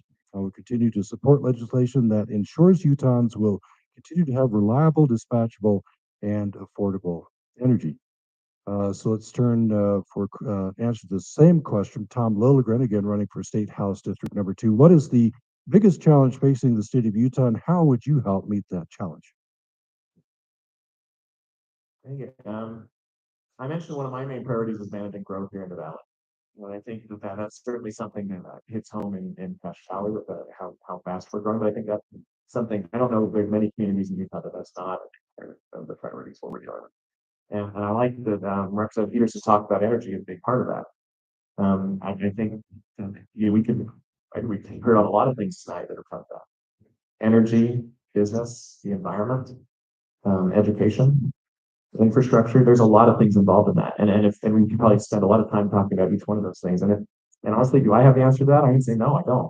I don't have the answer on any one of those individual issues, but I think that it's going to take working with people who are experts on all of them. And so that to me would be the goal on how to deal with this, is figuring out the right ways that we can address these issues, bring the right people to collaborate together from businesses, from communities, from counties, from the state, and make it so that we can really develop an effective plan on that. And I think the example that he shared on energy, I think shows a different approach that I would have with Representative Peterson.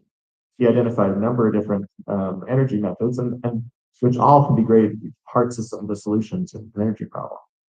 But some of the things he emphasized were methods of energy that aren't going to be sustainable, and methods of energy that are going to contribute to some of the other problems we're having environmentally. We talked about the problem with our air quality. There's other things mentioned that can contribute to that. What he didn't mention was a number of different. He mentioned some renewable energy or different alternative energy sources, but I think we need to do more to look at a number of different options on how we can address these issues, be creative and trying to come up with sustainable solutions, and not stay within the box of what might fit within what the special interest might be pushing towards, or what business might be pushing towards, but instead we can think of ways that we can incentivize a lot of unique solutions and bring it to really come toward the plan way to deal with this growth. Okay, thank you. Next, Nancy Huntley, running for State Senate, seat number 2. What is the biggest challenge facing the state of Utah, and how would you help to meet that challenge? Well, I'm going to cheat and give you 2 different answers. The first answer is that I don't think there's ever just one single issue that matters, and it's sort of dangerous to slip into too much attention on one thing, and it leads to single issue politics and a lot of pathologies that evolve from those. So there There is a range of things that are essential for communities to be strong, healthy, thriving, resilient. They include education, they include infrastructure. At this moment in time, they include the energy transition. They include some of the environmental costs, air pollution that we haven't dealt with for a long time. But it's focusing on the goal is something integrated and comprehensive that works, and it's not single issue. And then the Utah Foundation does a survey every year of what Utahns are worried about. And this year, the survey was very different. More than 60% of the people who responded for the first time ever said that they thought Utah was moving in the wrong direction. A majority has never said that before. The top 5 issues included 3 that were grouped together as political dysfunction. One was politicians not listening to people. One was hyperpartisanship. What was the third one? I know, but I forgot. Anyway, I think that our political breakdown is crushing our ability to solve the real problems that we have. And if I had to identify a single thing, I would say we have to rebuild the ability to work together as communities with the government. We have to be vested in our government and our government in us, and we need to just get done what matters to people without leaving people behind. All right, thank you. Next to Patrick Belmont, running for State House District number 3. Same question to you. What is the biggest challenge facing the state of Utah, and how would you help to meet the challenge? I think you get extra credit for that, Nathan, rather than cheating. I really think that the biggest problem we're facing is poorly managed growth. We are all feeling all these growing pains, and it connects to all these different aspects of our lives. But I think something that is underlying that Nancy was getting at is there are individuals who are actively trying to undermine our democracy. And gerrymandering is part of that.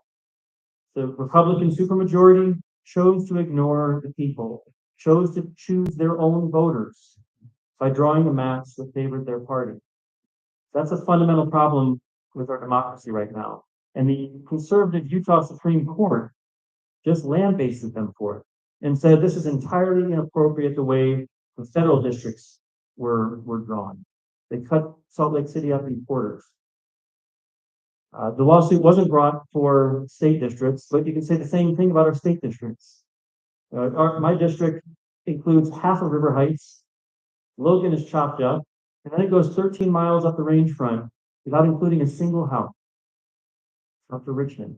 13 miles. I ran that in the last election. Last house in Logan, the first house in Richmond, a half marathon. It's cheating, and we can't have cheaters in our government. That underlies all the other problems that don't get solved because we've got the supermajority that will cling to power at any cost.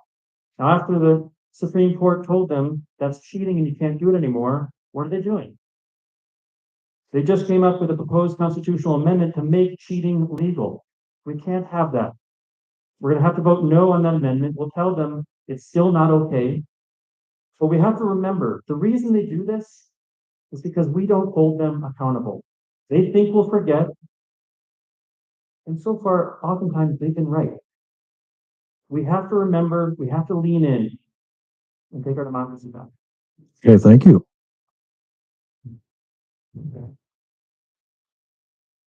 All right, we'll go to the next question. What makes you the best candidate for this office? We'll start, as we have done, with Representative Mike Peterson, the State House District number 2. He emails in, I'm committed to the principles of the U.S. Constitution as well as the Utah State Constitution. I believe that as we follow the principles enshrined in these documents, governments will be constrained to their proper roles, and we as citizens will enjoy our greatest liberty. My accomplishments these past 4 years are evidence that these principles and values are important to colleagues on both sides of the aisle. Much of my legislation, including the Unprofessional Conduct Amendments Bill, as well as the Government Employee Conscience Protection Amendments described earlier. So let's turn to Tom Lilligren, again running for that same seat, State House District number 2. Here's the question: what makes you the best candidate for this office? I can't say this is a question that I love answering. Because I'm sure, you know, there's a lot of wonderful people in District 2, and I can't say that I'm the best one who'd be the best candidate candidate for this position. Why I think that I'm the candidate who I would hope you vote for is, I think, again, a distinction that we see in maybe my approach towards Representative Peterson. He mentions that he stands firmly for the U.S. Constitution. He stands firmly for Utah Constitution. I think we have different approaches in how we do that. That he's part of this group that has offered 6 amendments to the Utah Constitution over the last several years. 2 more that are going to be on the ballot this year. So it's actively looking for ways. All of those amendments are giving more power from the citizens and more power to our legislature. So is he for the? I'll leave it to him on how he supports the Constitution, but he's actually trying to change it. As for how he approaches the U.S. Constitution, an approach that he wants to make sure that that's involved in every classroom. The bill that we also passed this last legislative session, something that was already allowed to be taught within classes. So the law didn't change what was allowed, it changed the way that we represented that. It changed and was specifically mentioned, unlike any other, not the Constitution, but the 10 Commandments. Something that some people really question whether the constitutionality of that law. So while he respects the Constitution, I'm not going to judge whether he does or doesn't. I think the approach that we would do that is very different. I want to make sure that as a candidate, that my approach is I want to be working collaboratively, not trying to grab any more power for the legislature, but to put power back in the hands of citizens to be involved in the legislative process. I'm not going to be the best expert on every subject, but I believe that I can find those people. I believe I can listen to those people and I can involve them in deciding how I would approach issues. All right, thank you. We'll turn next to Nancy Huntley, running for State Senate seat number 2. What makes you the best candidate for this office? Well, I'm here tonight and I showed up to talk with you.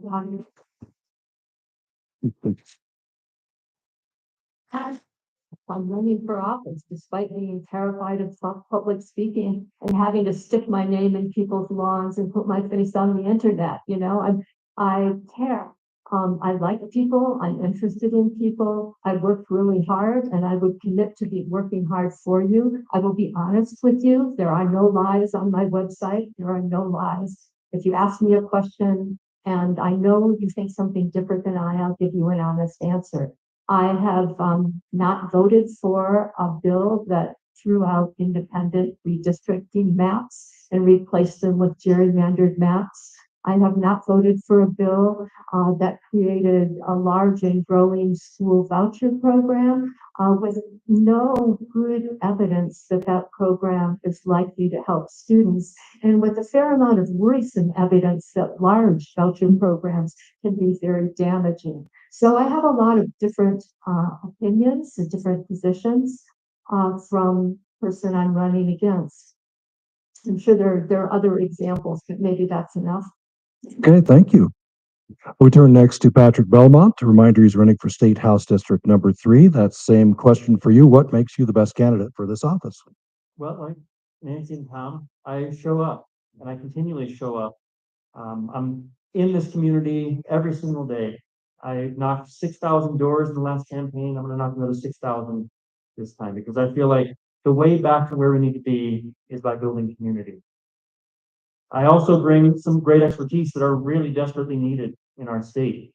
We don't have a single legislator who has any kind of water background, not a single one. And in a state like this, it depends so much on water that it's the most precious resource we have here. Seems like that's a problem.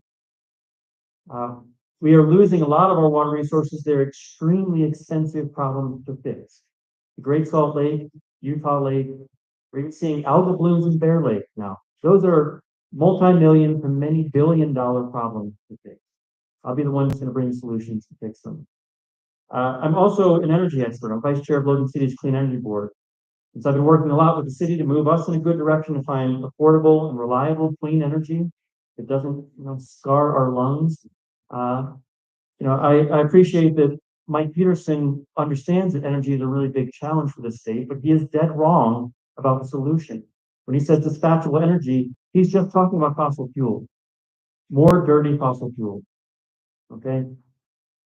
this is one of the biggest challenges our state faces. We have some of the worst air quality in the country and sometimes in the world. That's not acceptable in Utah. We're better than that. And a big part of that is getting our coal plant turned off. Rocky Mountain Power has deemed their own coal plants uneconomical. So what did the legislature do? They passed a bill in this last session saying when Rocky Mountain Power doesn't want to run them anymore because they're uneconomical, the state is going to be forced to buy them and continue to operate them as state-run power plants. That is the wrong type of leadership for Utah. We have better solutions. I'm going to bring them. Okay, thank you. Yeah, you go ahead and clap if you'd like. Yeah. Mhm. All right, our next question.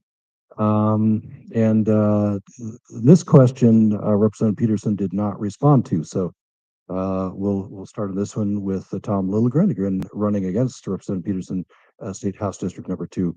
Here's the question. It's a little bit lengthier than the others, so if I need to repeat it, I'll do that. By the way, this is coming to all the candidates.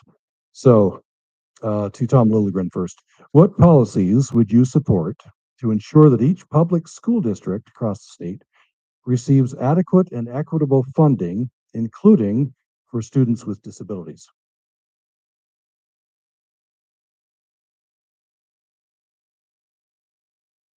That's a really good question. I can't say that I have off the top of my head because it's a spectacular answer for that. But maybe I can offer a few solutions. I think oftentimes with education, we've relied on additional funding from individual county-based ballots, from school district ballots, things to offer, additional funding for these different districts to help us to get by. I think making school funding in general a really huge priority of the legislature, making sure that we're not the last in line here with our funding per student needs to be a bigger priority. There's some things that have happened in education that I support. It used to be our teachers were close to the bottom on pay too. Now we've risen quite a bit. Now our incoming teachers are 10th in the nation on the highest on the salary of starting teachers.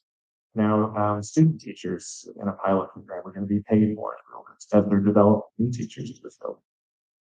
We've had some good things happening there. That same momentum needs to be carried forward on the money that we're putting towards students. And I know that it's addressed specifically on students with disabilities or I think that the very first is that's an area that would be addressed as part of that. But I think also we need to make sure that as we're offering a lot of different education solutions, I know Patrick mentioned, like some of the issues that come up with school voucher bills and some of these, or next mention school voucher bills that come up. That the same level of accountability isn't always there with a lot of the solutions and different ideas we're coming up with education. And how students are treated with disabilities varies greatly from school to school, but especially type of school to school. And I think that there needs to be more accountability to make sure that regardless of whether a student is going to Logan High School or they're going to a small charter school or anything in between, that students can ensure that school is following the laws with student disabilities, but also has the resources to be able to offer those sort of things to them. Hey, thank you. All right, the same question to Nancy Huntley, again running for state Senate seat number 2. What policies would you support to ensure that each public school district across the state receives adequate and equitable funding, including for students with disabilities? Well, I'm going to give, I'll mention some things that I am quite sure would be helpful. And I also want to say I would call in the Institute for Disability Research Policy and Practice and get good expertise from them before putting in a lot of new detailed policies. So right now, the income tax fund funds education, higher education, and services for children and people with disabilities. I think I would vote, I would vote no on Amendment A to get rid of the education earmark on that, because it will basically get rid of the entire earmark on that fund. So I don't think we want to lose money that is earmarked for education and disability. Voucher program, the move to privatize education with vouchers. One of the groups of students who are most likely to be disadvantaged by that are students with disabilities, because there aren't a lot of private schools necessarily that will serve various disabilities, and that's especially the case in rural areas. In Utah, we may have a giant urban area in the middle of the state, but we're a pretty rural state. We have many poor schools and we have many primarily rural counties. So I would want to know a whole lot more about whether a voucher system that damaged funding for a public education system would not in fact do unremediated damage to those students. I'm sure that we need smaller class sizes and that would benefit students with disabilities as well as all students and teachers. And I'm sure that we need more mental health personnel, counselors, nurses, para teachers with the right expertise in schools. I think we don't need 100 bills a year in the legislature micromanaging education, but we need some real expertise and thoughtful care to make sure that all kids get a fair shot in Utah. Okay, thank you. Turn to Patrick Belmont, a reminder running for State House District number 3. Same question to you. What policies would you support to ensure that each public school district across the state receives adequate and equitable funding, including for students with disabilities? Education is how we prepare people to participate in life. It's such a core fundamental right that we have here. And I believe everyone has the right to the same quality opportunity. And we need to make sure that that's happening across the state. Overall, the problem is that we simply are underfunding our educational institution. And that's going to have impacts on everybody, but especially students with disabilities and students with some other issues. People are coming to school with a lot of different issues. And we're a country that should be taking care of everybody. We're the wealthiest country in the world, and I believe we can do that. It's a matter of priority. Some people may need a bit more help. That's okay. We can do it. I agree with Nancy that our class sizes are simply too large. We're number 48 in the country for student faculty ratio. We're 48. That's not acceptable. We went from no student left behind to no teacher left standing in this country. We're putting far too much burden on our teachers and giving them far too few resources. So I really would love to see our education funding increase considerably across the board. And there's no question that we have the funding in hand to do it. The legislature is diverting funds through this voucher program and through other programs away from our education system. It's already supported. All right, thank you. Okay, we've now arrived at the last question. And then we'll ask this question around the panel, then we'll have your closing statements. But then, time permitting, we'll have some questions from the audience. So be preparing your questions if you have such. So here's the question. It'll be first to Representative Peterson. And he has shared a lengthy email, which is his right. I'll try to read it very fast, and I'll be paying attention to you, so that he has to adhere to the same rules that our panelists on stage here do. So here's the question. Please share your thoughts about the recent proposal to make a constitutional change to how citizen initiatives are addressed. Here's what Representative Peterson says. You may be aware of the recent Utah Supreme Court decision on redistricting that creates super laws, a whole separate category of statute. First glance, this might seem like it's desirable and would protect the voice of the people. However, if these initiatives turn out to hurt certain groups of people, have unintended negative consequences, cause legal confusion or lawsuits, or turn out to be too costly to administer, nothing could be done about it until another initiative could be proposed, advertised, and voted 2 or more years later. There would be little financial incentive to fix issues through the initiative process. You should know that I support and respect the citizens' voice expressed through the initiative process. I also support a balanced statutory approach. I believe the best information drives the best decisions. With that in mind, I hope you will consider one example. In 2018, the citizens of Utah passed Medicaid expansion by initiative. The citizen-approved language contained a tax increase that was supposed to fund the mandated generous automatic salary increases included for providers. Those increases would have depleted the money raised by the tax increase imposed by initiative within 2 years. The fiscal impact of those increases after exceeding the imposed tax would have seriously threatened Utah's ability to fund roads, schools, and other ongoing needs. Furthermore, the sponsors of the initiative from Washington, D.C. refused to work with the legislature to amend the problematic language in their proposal, though they freely acknowledged the issues behind closed doors. Even more troubling, the sponsors lied to the public in media interviews and sent mailers to Utah residents saying the legislature was going to, quote, end quote, kill children if they knew the Medicaid expansion proposal only covered adults because the children were already covered under a federal program. When confronted about this misinformation, they responded that they needed to, quote unquote, embellish their story to garner public support. Importantly, the bills passed by the legislature will not affect any statutory or constitutional change. The legislature acted to let the people decide on these reasonable and measured clarifications.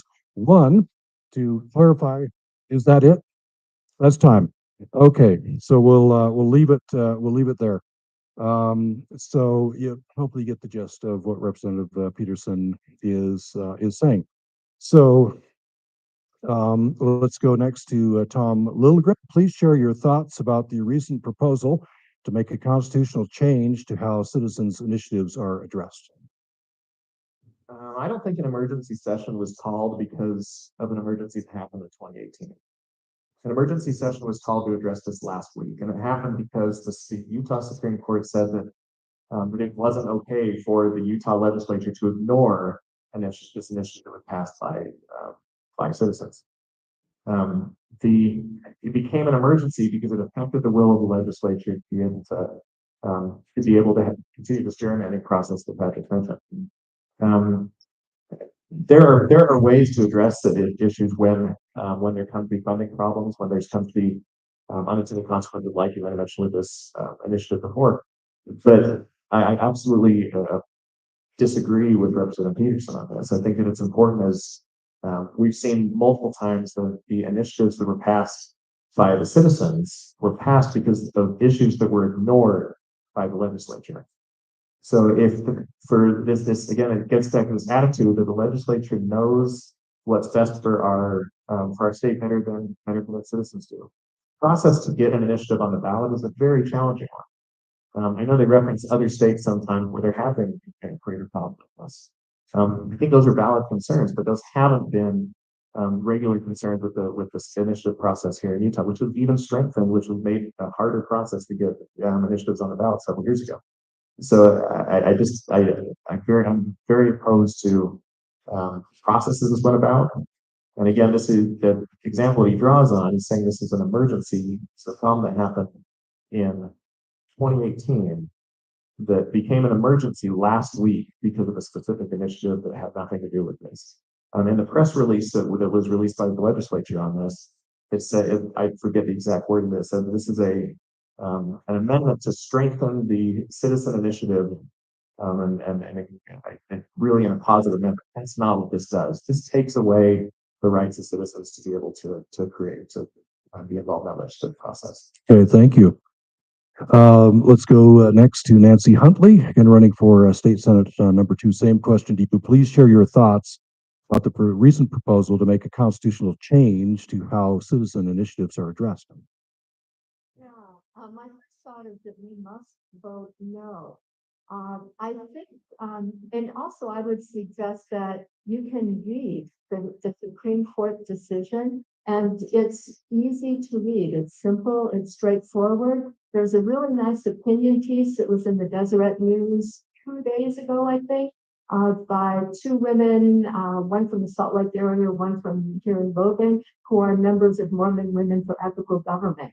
It's crystal clear and simple what was done. So if you read the court ruling, it's not a wide ruling that strips the legislature of their right and creates super laws and would allow unconstitutional ballot initiatives to become law. That's just flat out not true. If you read it, what the Supreme Court affirmed was the right of the people in the state of Utah, as stated in our Constitution, to petition to amend or reform our government. It's one of two ways in which we have a direct democratic role. We can have a referendum and veto a bill, which is what happened in 2019, I think, with the tax reform bill that upped the taxes on the sales tax on groceries. So that was a direct introduction. The other one is these ballot initiatives where instead of vetoing a law, we make a law. I think it would be, there's no way we should give up our constitutionally stated right to have a voice in our government. And the ruling only says that about these actions, laws that would reform the government. Certainly, we don't want to give up the ability to reform the government, so vote no. Okay, thank you. And lastly on this question, to Patrick Belmont, running for State House District Number 3, please share your thoughts about the recent proposal to make a constitutional change to how citizen initiatives are addressed. Some say that the legislature is good at doing two things. One is nothing, and the other is overreacting. And this is very much a case of the latter. Regardless of what you're hearing, this is all about them overreacting to the Utah State Supreme Court decision. We, the people, passed the ballot initiative. It took a tremendous amount of work saying, do not gerrymander district. They ignored it. The court called them on it. That's all this is about. But it gets a little bit worse than that, because what they're doing is actually, at the core of this amendment, they're basically saying they will reserve the right to reject anything that we, the people, pass by ballot initiative. That's the toxic pill that's in the middle. They can overrule us for anything. But they wrap it in this beautiful pastry. And there's all these things that they say that sound really good. Like they're going to exclude foreign influence in our ballot initiative. Okay, I'm for that. And they say that they're going to give people more time to collect signatures for ballot initiatives, only for them to reject it later. But they put all these positive things that sound very good. And I'm concerned it's going to confuse a lot of voters who are not going to realize that they are voting to take away their own constitutional rights. I believe in the people of Utah. I believe we're going to see through this, and we're going to vote no on this constitutional amendment, and we're going to protect our right to reform our government. Yeah, thank you. Are those, yeah, go ahead. So those are the end of the prepared questions. Again, those questions were provided by your constituents. So the public sent those questions in. Appreciate you doing that. So it's time for closing statements, after which we'll have any questions from the audience here. Almost at congregation. We're in the First Presbyterian Church. So, but the audience. Okay.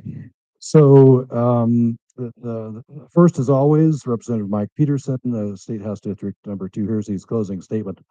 I'm a conservative. I'm proud to have a capital R next to my name. Neither the founding documents nor the GOP party platform divide us. I believe they describe our common principles and values that make it possible for all Utahns to enjoy life, liberty, and happiness. Principles that are rooted in the Declaration and the Constitution, as well as our faith, are more important today than they ever have been. I do not consider them to be out of date and negotiable. These are the principles that led our forefathers to this state and to this valley.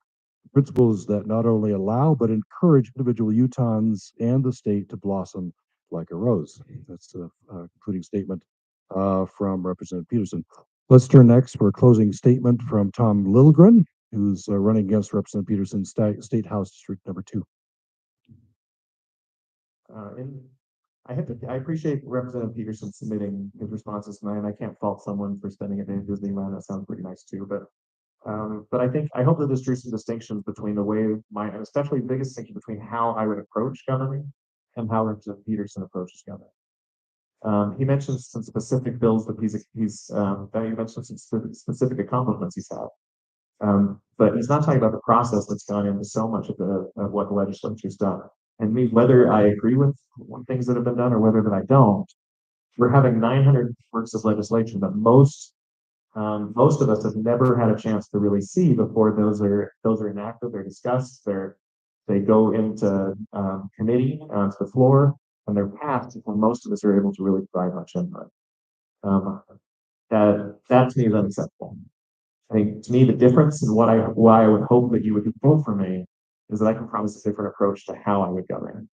I want to make sure that as much as possible we are informed of what both what our legislators stand for, but also what our legislature is doing, what the process is of how bills are coming about, so we can give feedback, so that I can give feedback. I think that while there's a lot of big issues that we're talking about, I think so much of what the difference that we're articulating tonight, and I think I like to speak about Candace, but I think we have something in common here, is the difference in trying to build stability and trying to build really getting building a community around the legislative process. So the legislative process doesn't just happen on the Hill in Salt Lake, it happens here in this room, it happens in all of our communities. And I want to bring that so that I am genuinely a representative of the community, and that you can give me feedback and help me be accountable for what I'm doing to be recommended. And that's the key difference that I would particularly, and why I hope that that you can vote for me and give me that opportunity. Thank you. Next, to Nancy Huntley, again running for State Senate seat number 2, closing statement. Well, first, thanks to everyone for showing up, and thanks to the League and UPR for starting up this important kind of civic infrastructure. We need to know the people who run for office and hold office, and they need to be accountable for us. And I'm grateful that you're doing this tonight. I think I tried to tell you the skills and the ideals I would bring to governing, to representing you as a senator. I'm pretty good as a scientist at getting information and vetting information and finding people with needed expertise. I like people, and I think that matters. I care about people. I've been active in community service and public service and professional service all my life. I am committed to getting people together to find solutions that work for all, to saying I don't know when I don't know, to correcting my wrongs, to learning from people.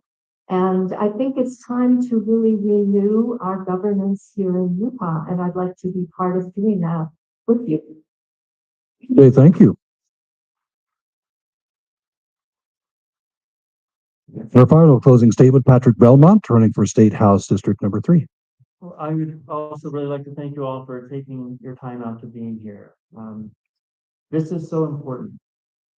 We have to build community and come back together. I've been out knocking doors quite a bit already in this campaign, and it is concerning to me, the level of disengagement with the problems that we're facing right now. There are a lot of people who are extremely stressed and don't feel like they have time to engage. And there are other people who are maybe a little too comfortable and don't feel like it's their problem to help solve. But you are the people who are here, who show up, who believe in community, who believe in problem solving, who believe in coming together. We need this to be contagious. So I'm going to ask you, I know you came here, and that's a big deal. So I'm going to ask you to spend some time this week trying to get a couple of other people engaged, thinking about all of these policy issues that affect every aspect of our lives. That's how we get back to a better place. Regional people have to lean in. We will crowd out the extremists. I am very concerned about the Utah that we are leading for my daughter, for your kids, for grandkids. We are heading in the wrong direction right now. And I think one critical way to turn that around is we have to break this Republican supermajority. And it doesn't matter which party has a supermajority is always a bad idea. The Capitol becomes an echo chamber. We need new voices. We need thoughtful voices. I think you've heard 3 of those here tonight.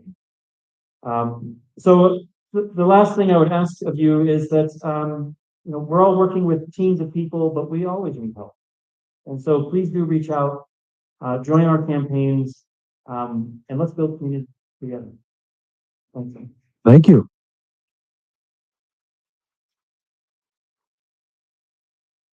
All right, let's give our candidates another round of applause. Mike Peterson, Tom Lilligren, Nancy Huntley, and Patrick Belmont.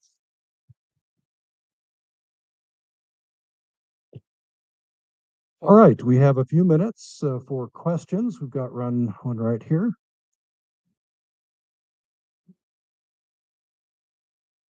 I feel like I'm very concerned with air quality. I hate that term even. I just call it air pollution, straight up what it is. But specifically how it relates to transportation, and more specifically than that, a long time ago when the front runner come in, it was supposed to go to Brigham City.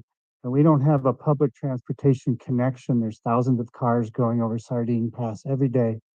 What would you do at the state and to lobby the federal government to help rectify that? Or maybe not, maybe you disagree with me. I'd like to hear your feedback on it because I think it's really critical about how we get around and that we don't all do it in individual cars all the time, because clearly we have a very unhealthy air situation, not only in this valley, but in the adjoining valleys. Let's do reverse order. Patrick Belmont's been last on all those questions. Let's start with you and then go across the panel. Well, I strongly agree with you, Paul. I think this is a very solvable problem. Transportation is a big part of our air pollution problem. We are all breathing the same air, right? And it's up to all of us to make sure that we're protecting it. When you look at legislation that has been passed, they are dragging their feet. The legislature is dragging their feet cleaning up our air. And we continue to move in the wrong direction in a lot of places in the state. I would love to see more mass transit in general. It helps with our traffic problems in addition to all of our air quality problems. So I'd love to see more mass transit at the local level, and absolutely, we should be better connected to the Wasatch Front via train. We also need to be thinking about how we're developing here in Cache Valley. Right now, we are pursuing a path of maximum chaos, it seems, developing like crazy, eating up a lot of our open space, our green space in the valley. We are going to look like Los Angeles before too long. And I don't think any of us want that. The problem is we don't have anybody who is really setting that vision for what Cache Valley could be in a way that we maintain all these wonderful open space we all value and that contributes to our health. Our population is going to continue to grow. So the question in front of us is, how are we going to allow that growth to happen? I'd like for it not to be by eating up all of our space. That means we have to be everybody in their own car, because you can't have mass transit in a place. It's low density development all around the valley. So I'll be a strong advocate for that, absolutely. All right, thank you. Nancy Utley, same question about air quality. Yeah, I agree with essentially everything Patrick said, so I won't repeat those things. It is something that's a solvable problem that we need to do something about. So that planning at local and regional levels are an important place where we need to interact more effectively and coordinate from the level of the state. And so I would think that building partnerships with the county and the county planners and what's going on in here and sharing information would be an important thing to do.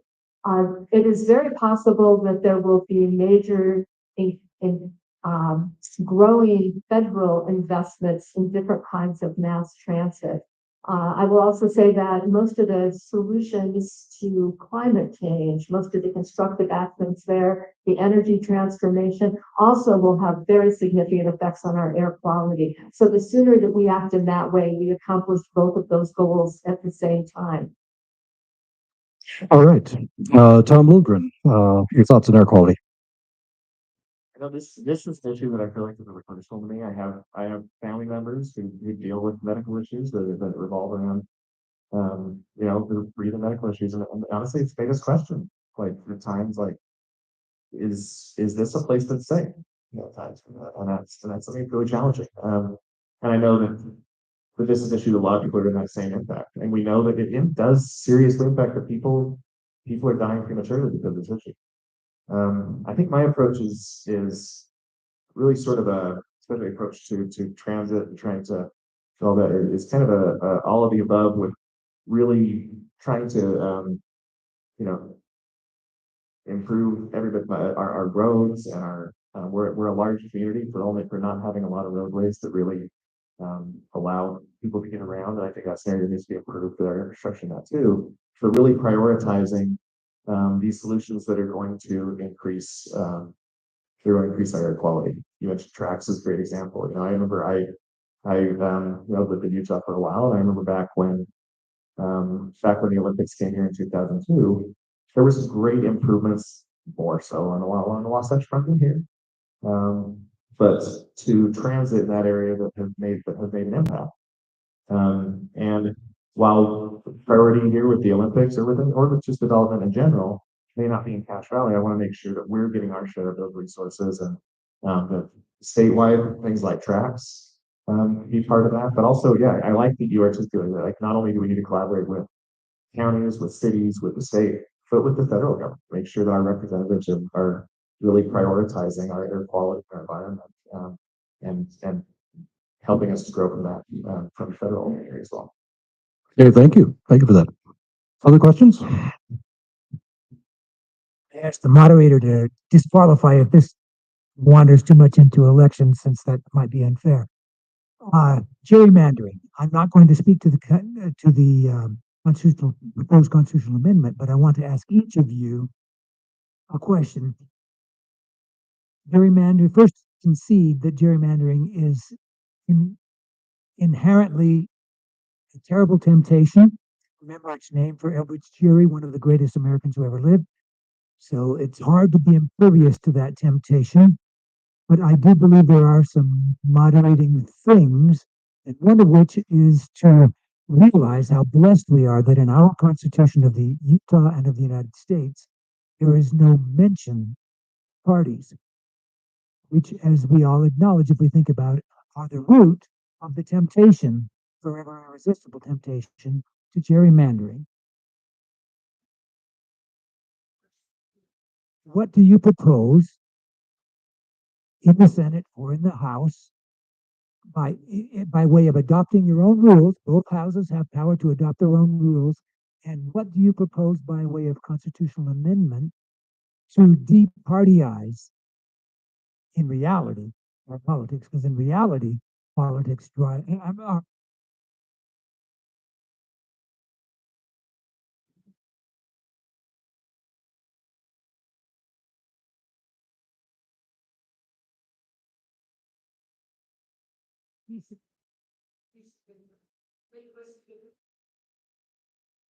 Who wants to start on that one? I guess I can talk some about that. I mean, I think gerrymandering is flat out unethical, and we should have stronger ethical standards in our government. They've tended to resist having any that would help. The voting system is largely because of our voting system.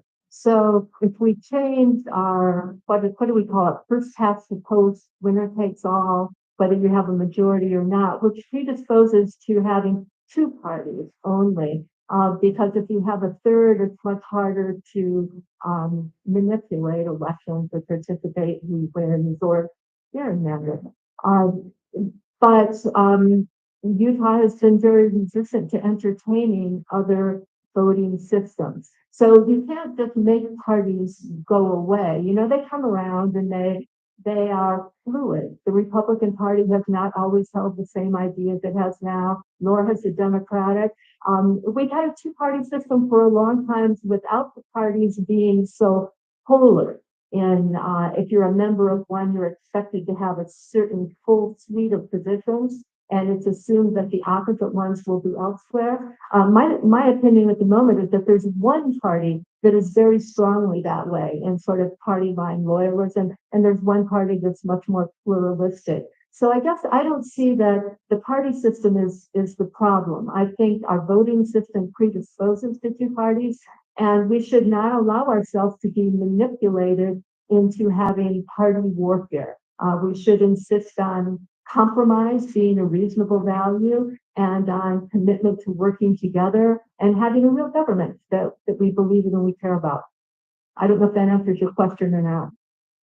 Could I, with your permission, answer his question about parties, but also I'm curious what you think about the efficacy of ranked choice voting or the jungle primary. Yeah, there are lots of ways to do democracy, but it really relies on people having civil conversations with each other. That's at the heart of it. And our country has had civil discourse with two-party system for a long time. It's not working anymore. We are far from that. And the parties just keep pulling people to the extreme. I'm running as an independent because I feel like the red versus blue stuff is just not getting us to where we need to go. We need to have a lot less loyalty to simply a party and a lot more loyalty to problem solving. That's what it comes down to. You asked what we would do to reduce that temptation to gerrymander, and I think we already have that in place. We, the people, voted in 2018 for a ballot initiative for an independent commission. And I look at those maps the independent commission produced, and they were good. They were robust. That would work. Legislature decided to ignore them. League of Women Voters brought the lawsuit. Thank you for that. You didn't give enough credit for that. But we need to have accountability. The amount of loyalism in particularly the Republican Party right now is very concerning to me because it's not just, they throw around the word conservative in a very odd way. Much of what the Republican Party is doing right now has nothing to do with being conservative. It is certainly leaning much more towards fascism. And I'm very concerned. We should all be very concerned about that. Conservative values of limited government, personal freedoms. You look at what the Republican Party is doing right now, and it has nothing to do with those things. It's a lot of government overreach. It's a lot of shunting our tax money to billionaires rather than the rest, the 99% of us. So I think our current manifestation of the two-party system is extremely problematic. Okay, thank you. Tom Lilligren, your thoughts on this? I agree. I feel like the answer to a lot of gerrymandering is this initiative that's already passed. And so I don't know if I'm going to add a lot onto that, but I think this initiative is important because it's addressing the citizen's role. As far as the role of parties, I feel like that the way we do that legislatively is try to increase the ways that the letter next to the name means less during the election process and during both the election as well as during the primary process. So to me, I'd like to find ways that we can involve more people in that process. I love the idea of ranked choice voting. I think that's where it really is going to give more power to people during the general election to have choices, to have genuine alternatives. I know for most of my life, I've been an independent. I've largely caucused with the Democrats because I could.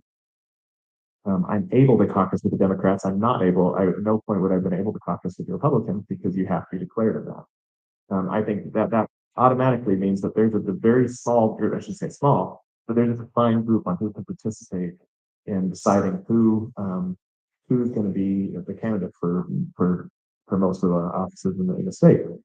And I'd like to see less emphasis placed on these select groups that might be able to define, and more ways that it's allowing more people to participate in the election process and deciding who are the candidates and then in the general election, being able to have a genuine choice and have better alternatives.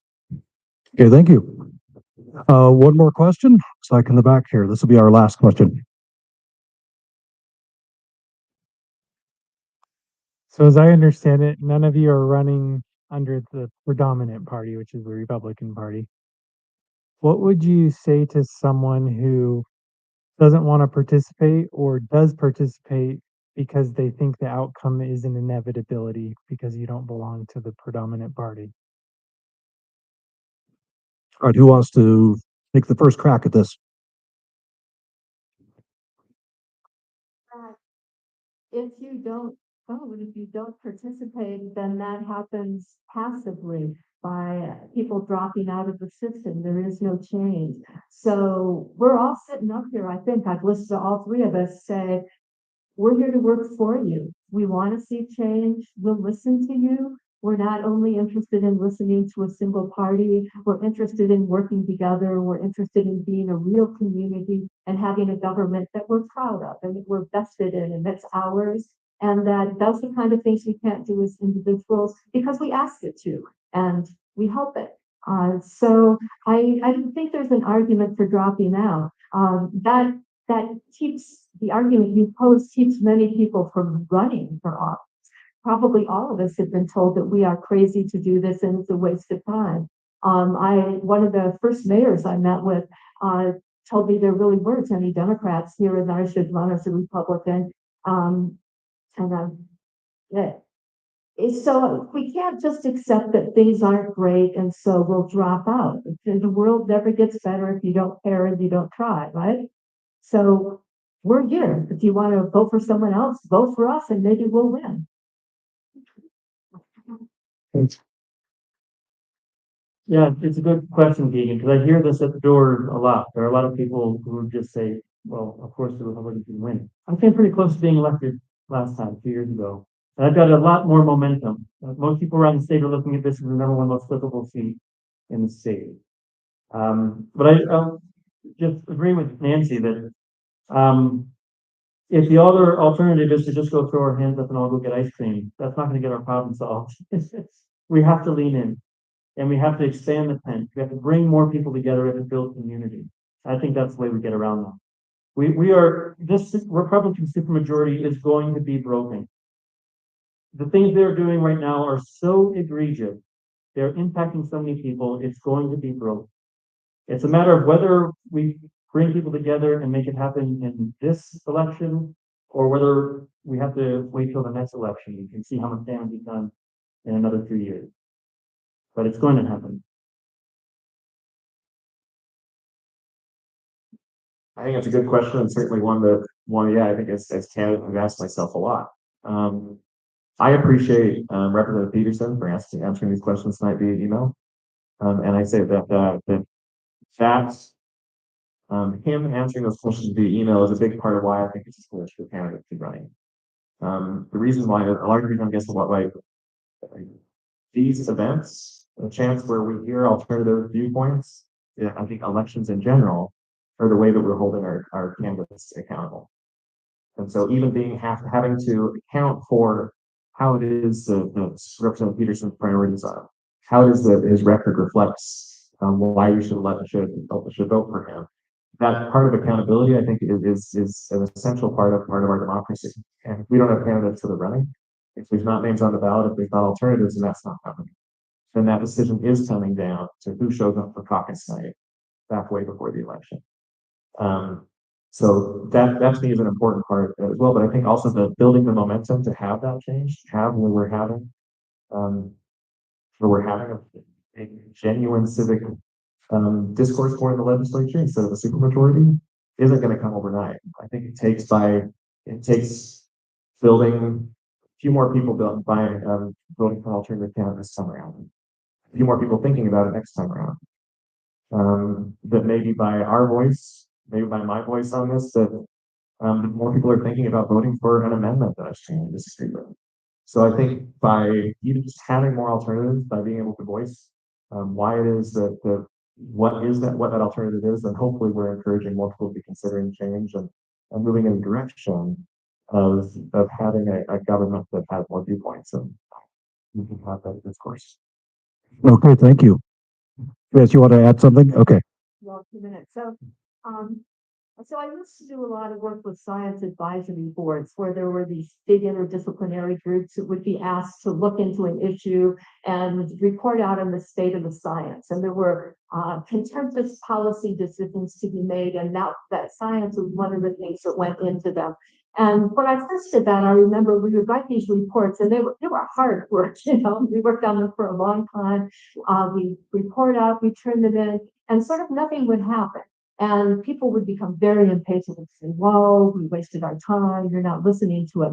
But sooner or later, a couple years later, sometimes it bubbles up and there's a change. So when you register your opinion, people notice. So when you vote no, or you undervote on your ballot because there's not a choice, or you say what you think, thinking it doesn't matter, you're putting your truth out there. You're putting information out there, and that information is real.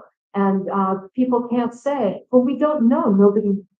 That nobody liked what we were doing because nobody spoke up. You spoke up when you speak up when you vote for an alternative, or when you decline to vote if there isn't an alternative. And over the long run, in science, that it does make a difference. You don't get everything you want, but it does make a difference. People don't have to react right away, but information is out there influencing the way they can rationalize what they do and their view of themselves. And in the end, it's usually it's influential. It's part of what's taken into account. Okay, thank you. Well, let's thank our candidates again. Big round of applause. Thank you so much. Big thank you to the League of Women Voters of Cache Valley. Thanks for organizing this. Big round of applause to them.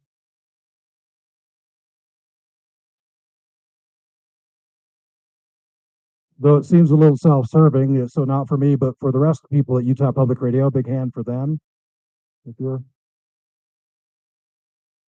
And especially give yourselves a big round of applause. Thank you for being involved. Thanks, everyone. This concludes the forum.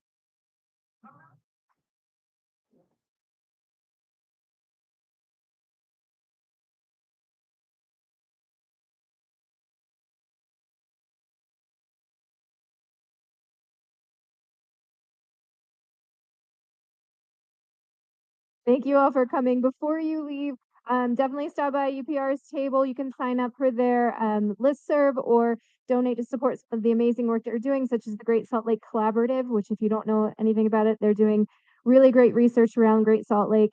And then you can check out League of Women Voters Cache Valley on Facebook for more of what we're doing. You can become a member of League of Women Voters on the League of Women Voters Utah site so that we can make more events like this possible in the future. So thanks for coming. Please feel free to chat with us on your way out and enjoy your evening and vote.